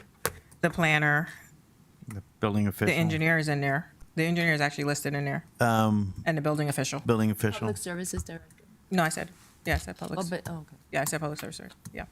So we need to make sure that they're clearly delineated so that there's no confusion, because for some reason there seems to have been some confusion with folks and their positions. And that covers 14.8 and 14.9. 14.10, did you get a chance to look into that early learning Colin, coalition? Can you give an update on the early childhood, the Oh, so we received this The letter. early learning. 14.10. 1410. Okay. We received this letter from the Early Learning Coalition of Broward County, and what they've provided to us is basically stating that they service 37 children in our town, and based on that amount and the breakdown that they do for the area, we would be paying $2,186. Yes. That sounds reasonable. So it's up to the commission to decide If we're gonna pay our fair share. if you want to pay your fair share. Okay. Does anyone have an issue? If not, we can put it on consent. I think we should put it on for consent. Okay. Consent? Yep. Yes. Okay. Okay. Did we jump 14.9? No, I took it together because 14.8 and 9, because that was the thing. with Okay, the okay, election okay. modification. Got it, got She it. has some stuff. Sorry, I was overlooking it. Yeah. 1411 is done. 1412, capital improvement projects from the special commission meeting. You guys were gonna end up bringing it to a special, so. Yeah, let's, like they said, those 12 items, let's Yeah. have that as a special with the finance. Finance update. Yeah. And we start doing these once a month just to get an update on where we're at on all of these until we get the town back on track on these projects. So for the last year, they're just kind of sitting there. Okay, so I need your help. Yes. You did, I heard at some point that you were talking about doing the infrastructure and the finance as part of a workshop. That's gonna be. So do you want to start the meeting at 5? So you have. No. No, I am not able to get. I can't do it that early You either. want to leave it at 6 and just, do you Do a want it different at the day. beginning or at the end? No, that's gonna be so convoluted We need a that separate it's day. a separate day. Because it's gonna be an all-day thing like Okay, but yesterday that's what I'm was. saying. It was Yeah, separate day. mentioned to do it, a workshop, Special workshop, a separate day. special, so a workshop, but okay. Yeah, And different then, and then you also said that at last night's meeting, you also said that you wanted to do the infrastructure one, to go over the projects and make That's gonna be decisions. this, that's That's the the, same, Same thing. it's the same. So you wanted, okay. Yeah, Okay, the so same. now who's available when? How about we just decide that at each commission meeting on, Well, we need to get the first one rolling, don't you think? yeah, Like, everyone. hold on, let me look at the calendar. Look at your calendar and tell us what days you guys are available. April. Okay, so right now we have changed the regular commission meeting over to April 5th. So that would be All right, we have the workshop Friday. on March 27th. March That's 27th. today. That's today. I'm sorry, that's today. Yeah. Sorry. April, let's see here. April 24th is the workshop. Yes. So how about we do the infrastructure workshop on the 23rd? Do you want to wait so late? Yeah, we need a month for them to be able to get things done. It's Pembroke Park. If anything gets done in the month, I'll be shocked. Is it possible? That's my birthday. I object.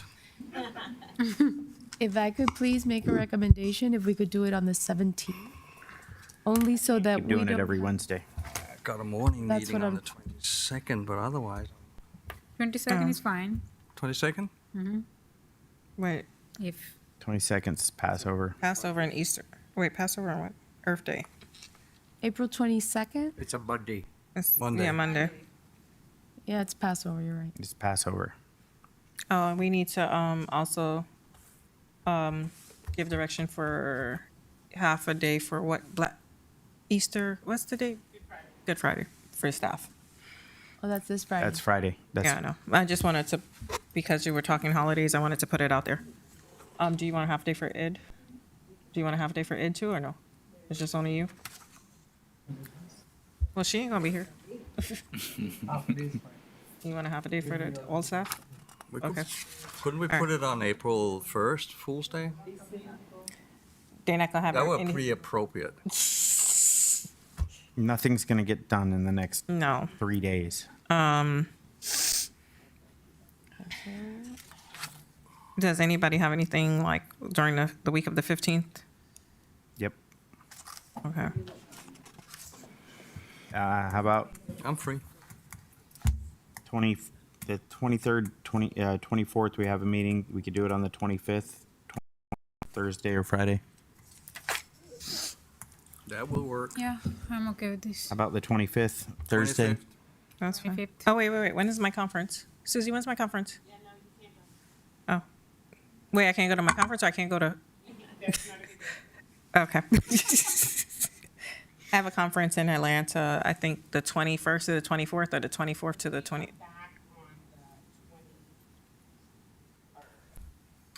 So she's gonna be fine. Wait, when's my conference? Yeah, 25th, that's what we're saying.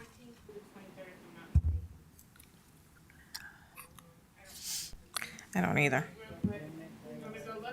We have a workshop on the 24th, so we can do it the day after on the 25th. And then I might not be here. I'm trying to see if I can find it from the website. Okay, I'm gone. My conference is 24th through the 27th. Oh, so I won't be here for the workshop. You won't be here for the workshop? Yeah, 24th through the 27th. So what's the problem with the 23rd, the day before the Can we workshop? move the whole thing to the 25th? You can move the 22nd or 23rd. Put the workshop first, and then, how long is that meeting gonna be? It's gonna be like this A one. marathon? It's gonna be the slow and steady. You're going to be running it, so Well, you're talking to somebody who So it's actually gonna have take a done long it. time. Slow and steady.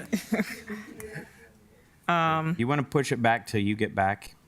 Did we do it on like May 1st or 2nd? No, It's just another week. what do I say? 24th to the 27th. It gives Pembroke Park another week. All right, I won't be here on the 24th, so that's gonna be on you guys, just so you know. May 1st, Did you want to do the 23rd or the 1st? May 1st is a Wednesday. right? Just do it May 1st. Then we have the commission meeting May 8th. Hooray, hooray. Okay, It's so the May first 1st, You look nice. finance infrastructure meeting. Okay. 6 o'clock, Yep. special meeting. Okay. Infrastructure finance. Oh. 6, Question: Are you guys available at any time during the day for the engineers, or are we gonna keep calling them in at night? depends on what day. Not available during the day. Okay. I can be. Okay. What time? I don't know. I was just asking, just because. Can we decide on 6 p.m. on the 1st? Yep. Okay. Yeah. Done. All right, that's done. All right. Revised, okay, 14.13, revised cover sheet. So, OL had given us a cover sheet before. The cover sheet seems to have changed a couple times, and I kind of wanted to simplify it because I couldn't figure out what I was supposed to be writing on some of this stuff. So, I kind of simplified it, and I hope you guys like it. If so, then we can put it into the iCompass and make things a little bit easier. Looks Because I fine. couldn't figure out what was policy implications on having Looks a fine. health fair or Easter egg hunt. It looks fine. It's fine, okay. So, if everybody's okay with it, then we'll just give direction to change it into the, iCompass and use this moving forward. Are you guys okay with it? Okay. Yeah. Okay. 14.4 is the HR consulting, services. They went out to bid for it. We only had one company that responded, and that one when we had Consent. the 7. Yeah, so, Everybody's fine with it? Consent. yeah, let's go for Consent, it. okay. So we can put that on consent. 14.15 is the abatement of Brand Lighting Corporation. So I'm not sure who they reached out to in the past, but they reached out to somebody.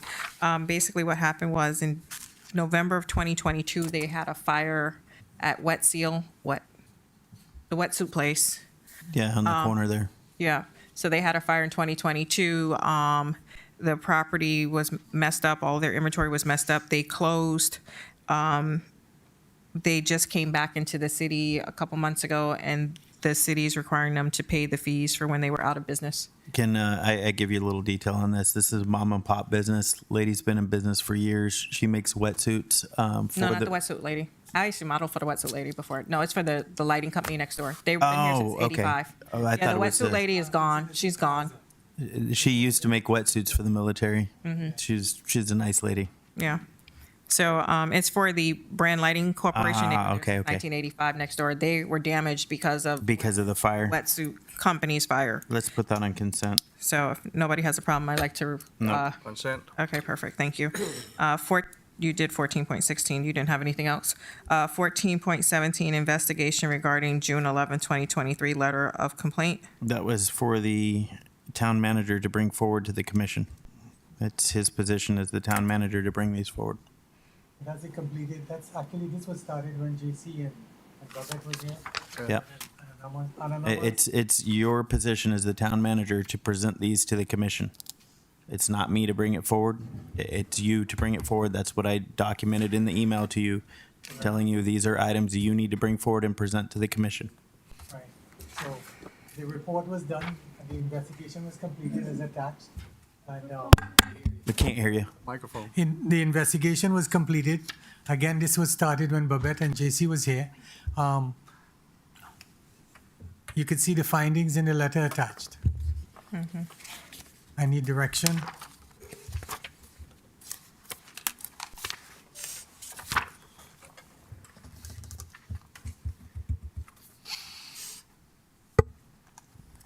You want me to read it? It's unfounded, yeah. But it's recommendation disposition based on the town's based on the town's investigative procedures. Upon conclusion of the investigation, the town is to make a determination as to whether or not further disciplinary action should be taken or charges filed. While none of the respondents remain employed by the town and thus no disciplinary action can be taken, it is the investigator's recommendation that no further action of any kind adverse to the respondents be taken, that the respondents be considered exonerated from any applicable allegations of the complaint. Okay. Okay, so everybody's has a copy, they've seen it, and that's closed out. Okay. Anything else?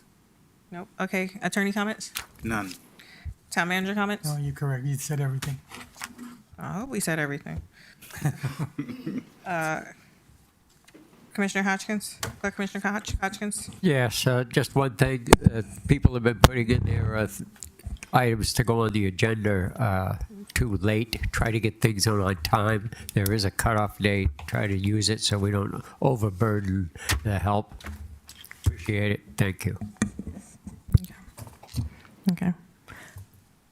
So could you give the timeline? Because I know the OIG and the county basically said that all agenda items had to be on 48 hours before, if anything was going in after that time frame, then we were to hand out paper copies. So I just want to put that on the record. So I'm not sure who put anything on within the last 48 hours, but that is the rule. Yeah, I wasn't particularly talking about this particular agenda. I was talking about agendas in general that have been. Okay. I mean, I don't know who's been being abused a little bit, so I'll just ask you to do it on time. That's all. Try to get it in. Who's putting it in not on time? Mayor, Yes. if I may, please. The 48-hour rule is for a special. All our meetings that are workshops and our regular meetings should have a longer timeline to submit to the residents, which is why I try to do it on a Friday. We adopted 2023-055/05, which is it is the procedure of the agenda. It is the procedure of everything.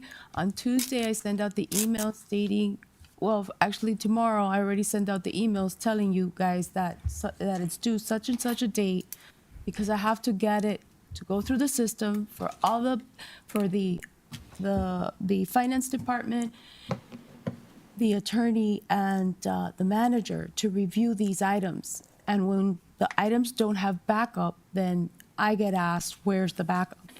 Because there's no direction on these.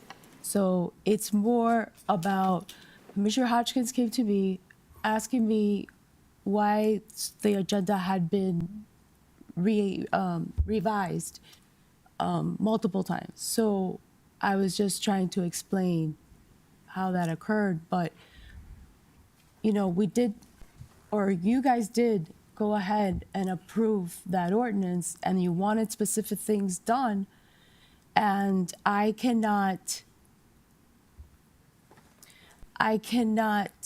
enforce it unless I get your support. So, I've always, I understand 48 hours is for a special, but not for our regulars, which is why we should be able to get it out by Friday. And then by that time, you guys have the entire weekend to look at it. You have Monday and Tuesday to look at it. You can ask your manager to meet with you and have that opportunity to talk to him, or anybody on staff that you feel that there's a question that you'd like to address. But I'm trying to adhere to an ordinance that was approved. That's, that's why I bother you guys so many times. I send you emails. Hey, this is the cutoff. Hey, friendly reminder. Hey, tomorrow, I know. I keep seeing the goalposts move, because I know sometimes I see it's Tuesday, sometimes I see it's Wednesday, sometimes I see it's Friday, and I have numerous emails. So I just know I try to stick to giving it to you by Friday. And if something comes up, like this abatement thing or something like that, where it just comes to our attention, we do need to address it, and we do need to put it out there. So those things I do push through if they're like emergency items, but I still make sure that I'm within the state guidelines of the 48-hour rule, because I know the 48-hour rule really applies to everything. As per the attorney, 48 hours before the meeting is when everything else is kind of like, it's helpful, but the 48-hour rule is the law. But the 48-hour rule doesn't let the staff look at things, and that's why I'm saying it. Plus, the ordinance that we approved is more restrictive than the 48 hours, is all I'm saying. I understand the 48 hours is what has been approved by ordinance by the Broward County, but I'm just, I'm trying to follow the ordinance that was approved. Okay, so should we just tell the residents, hey, no, sorry, we can't help you this month, we'll have to wait till next month?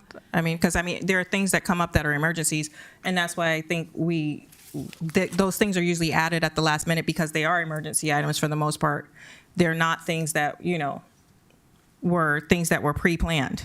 Mayor, if that's the decision of the commission, then that I understand. But the ordinance that was approved says that everybody has to submit your agenda items with backup, with the cover sheet, 6 days prior to the meeting. And, I Okay, so I'll tell the residents, I'm sorry. I'll tell them next time, you know, they gotta wait another month. There's I mean, commissions that meet only once a month, and they go ahead and all the items move on to the next meeting. Marlon, that's what I just said. I will make sure that I will tell the residents that if they have an emergency, I'm sorry, we can't do it. Yeah, but we have to follow our own ordinance. I know, but the state rules is 48 hours. That's why I said I will tell the residents, I'm sorry. These aren't my items. I mean, most of the time, like the stuff that goes on the agenda that has my name is not for me. Honestly, it's staff's responsibility to do it, but somehow or another, like even like this early learning coalition, that's not my item. Like there are so many items that keep getting put on the agenda that aren't my items, but they have my name attached to it. And it's kind of unfair because I feel like there's been a lot of misconceptions or things that are being floated around about me that I've been hearing for the past couple of months. And this is one of the things I was actually going to bring up during commissioner comments for me was that I'm here every day. I'm fighting staff. I'm giving them a hard time. They're not being able to do their job because I'm here every day. And that's why one of the things like I actually printed up for my day job to show that I'm not here. And also I printed up the timesheets on the key cards to show that, hey, I'm hearing that I'm not here, that I'm here every day and all this. And I'm like, okay, in the past year, I've only been here 82 times. But yet there are other people who've been here a hell of a lot more than me, but yet. You killed a tree. I kill trees all the time. I mean, you know, it's something about being a lawyer and, you know, liking paper and being able to write on it. And I am going to pass this around just because I feel like I'm like literally like, do I do my job? Do I not do my job? But when I hear that I'm blocking staff from doing their job, I'm here all the time dealing with staff, keeping them from doing their job. And I'm sitting here like, well, you know, I'm going to get in trouble with my law firm because I'm sitting at work clocking hours, you know, all the time. And I can't be in two places at the same time. I know, but I think it needs to stop because it's upsetting to me to hear that I'm at City Hall every day blocking staff and keeping them from doing their work. And I'm sitting here like, well, this is my day job. Here's my timesheet. Like, how can I be at two places at the same time? Miss Mayor? And that's why I also put this because I'm like, look, some of these things, they're not mine, but it goes under my name. And it's like everything is being blamed on me. And I'm like, I don't have anything to do with it. I'm sitting here minding my own business, doing my client's work. Miss Mayor? Yes, sir. Take a breath. Take a breath. Listen, I'm tired. I sit here, I want to do my law firm happy and enjoy it. But it's the constant rumors, the constant back and forth, the constant kicking of the goalposts, you know, like, okay, we're here to do a job. Can I bring up just one little thing, Go ahead. please? Yes. All right. Last night we came to a meeting that we didn't know was going to be a marathon. We didn't know that there was going to be 25 people there that wanted to get up and talk about themselves. It would have been really nice to know that. Just walking in with nothing on the agenda about it and seeing all these people here and not knowing why, kind of felt like we were in the dark about everything. They were there to make you in the light. Yeah, but we still need to be notified. Well, I apologize. I mean, when I scheduled the meeting, I said a 4-hour meeting. I was thinking it was going to be. Oh, you thought I was giving you a 20-minute meeting? When do I ever give 20-minute? When you see one page, you know. And there's two things on the page. Well, I didn't have the CCNA list. I wasn't here in 2020. When did you? 2022, when y'all adopted that CCNA list. But I did direct staff to reach out to all of the members on the CCNA list so that they could give a 5-minute presentation and so that we could have the conversation about the capital improvement. Fine. The presentation was fine. It was just the idea we didn't know it was going to happen. Okay. Yeah, we've been, you know, taken by surprise, all right? Okay. And elderly people like us, we don't like surprises.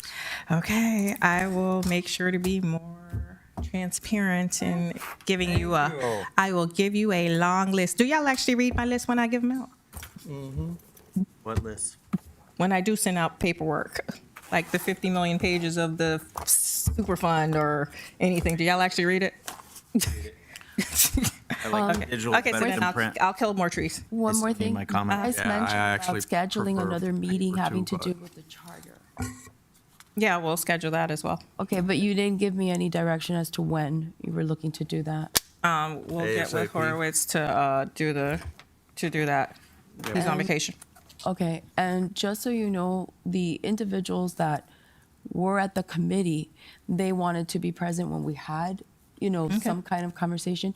But I don't really think that they'll be able to provide you with maybe you guys can ask them questions, but what I'm saying is I don't think they're going to be able to present the way that you would be getting that. Maybe Horowitz would be the one to do. Okay, thank you. Yeah, he Or to do it. My comments still. Okay. has promised to support the whole process. Commissioner Hoskins, do you have anything else? No? Okay. Commissioner Jacobs? Yes. Okay. So I spoke to this last night, and I really thought about it a lot for the last 24 hours. I think the thin blue line in Park is become as thick as mud, and with all the information that keeps coming forward from the attorneys and complaints, I think it's time that we really have a discussion over the police chief's position, and I think we need to make it a line item on the next agenda. I know I'm going to face retaliation for actually saying this and bringing this forward, but I think it's time that we really have that serious discussion. Okay. I think that the lady's been on the job for only 6 months, basically, and I think she's done a great job for the time she's been here. And she's had not an easy time inheriting somebody else's problems. So it's And she's here to uphold the law. So This isn't your time to speak, Chief. This is our comments at the end of the meeting. You can speak at the next meeting. Oh, you keep on talking all the time. Never stop. Okay. Would you like to say something? I'll invite you to. I was just saying what a great job you're doing. I'm being talked about, so I wanted to come up and stand up here. I don't want to say anything. Okay. It was all good. Okay. Thank you. Commissioner Kishem? No. Vice Mayor? No. Okay. Me, no. Let's go. I got my nurse waiting for me. Get a Motion to adjourn. Motion Motion to adjourn. Bye. Okay.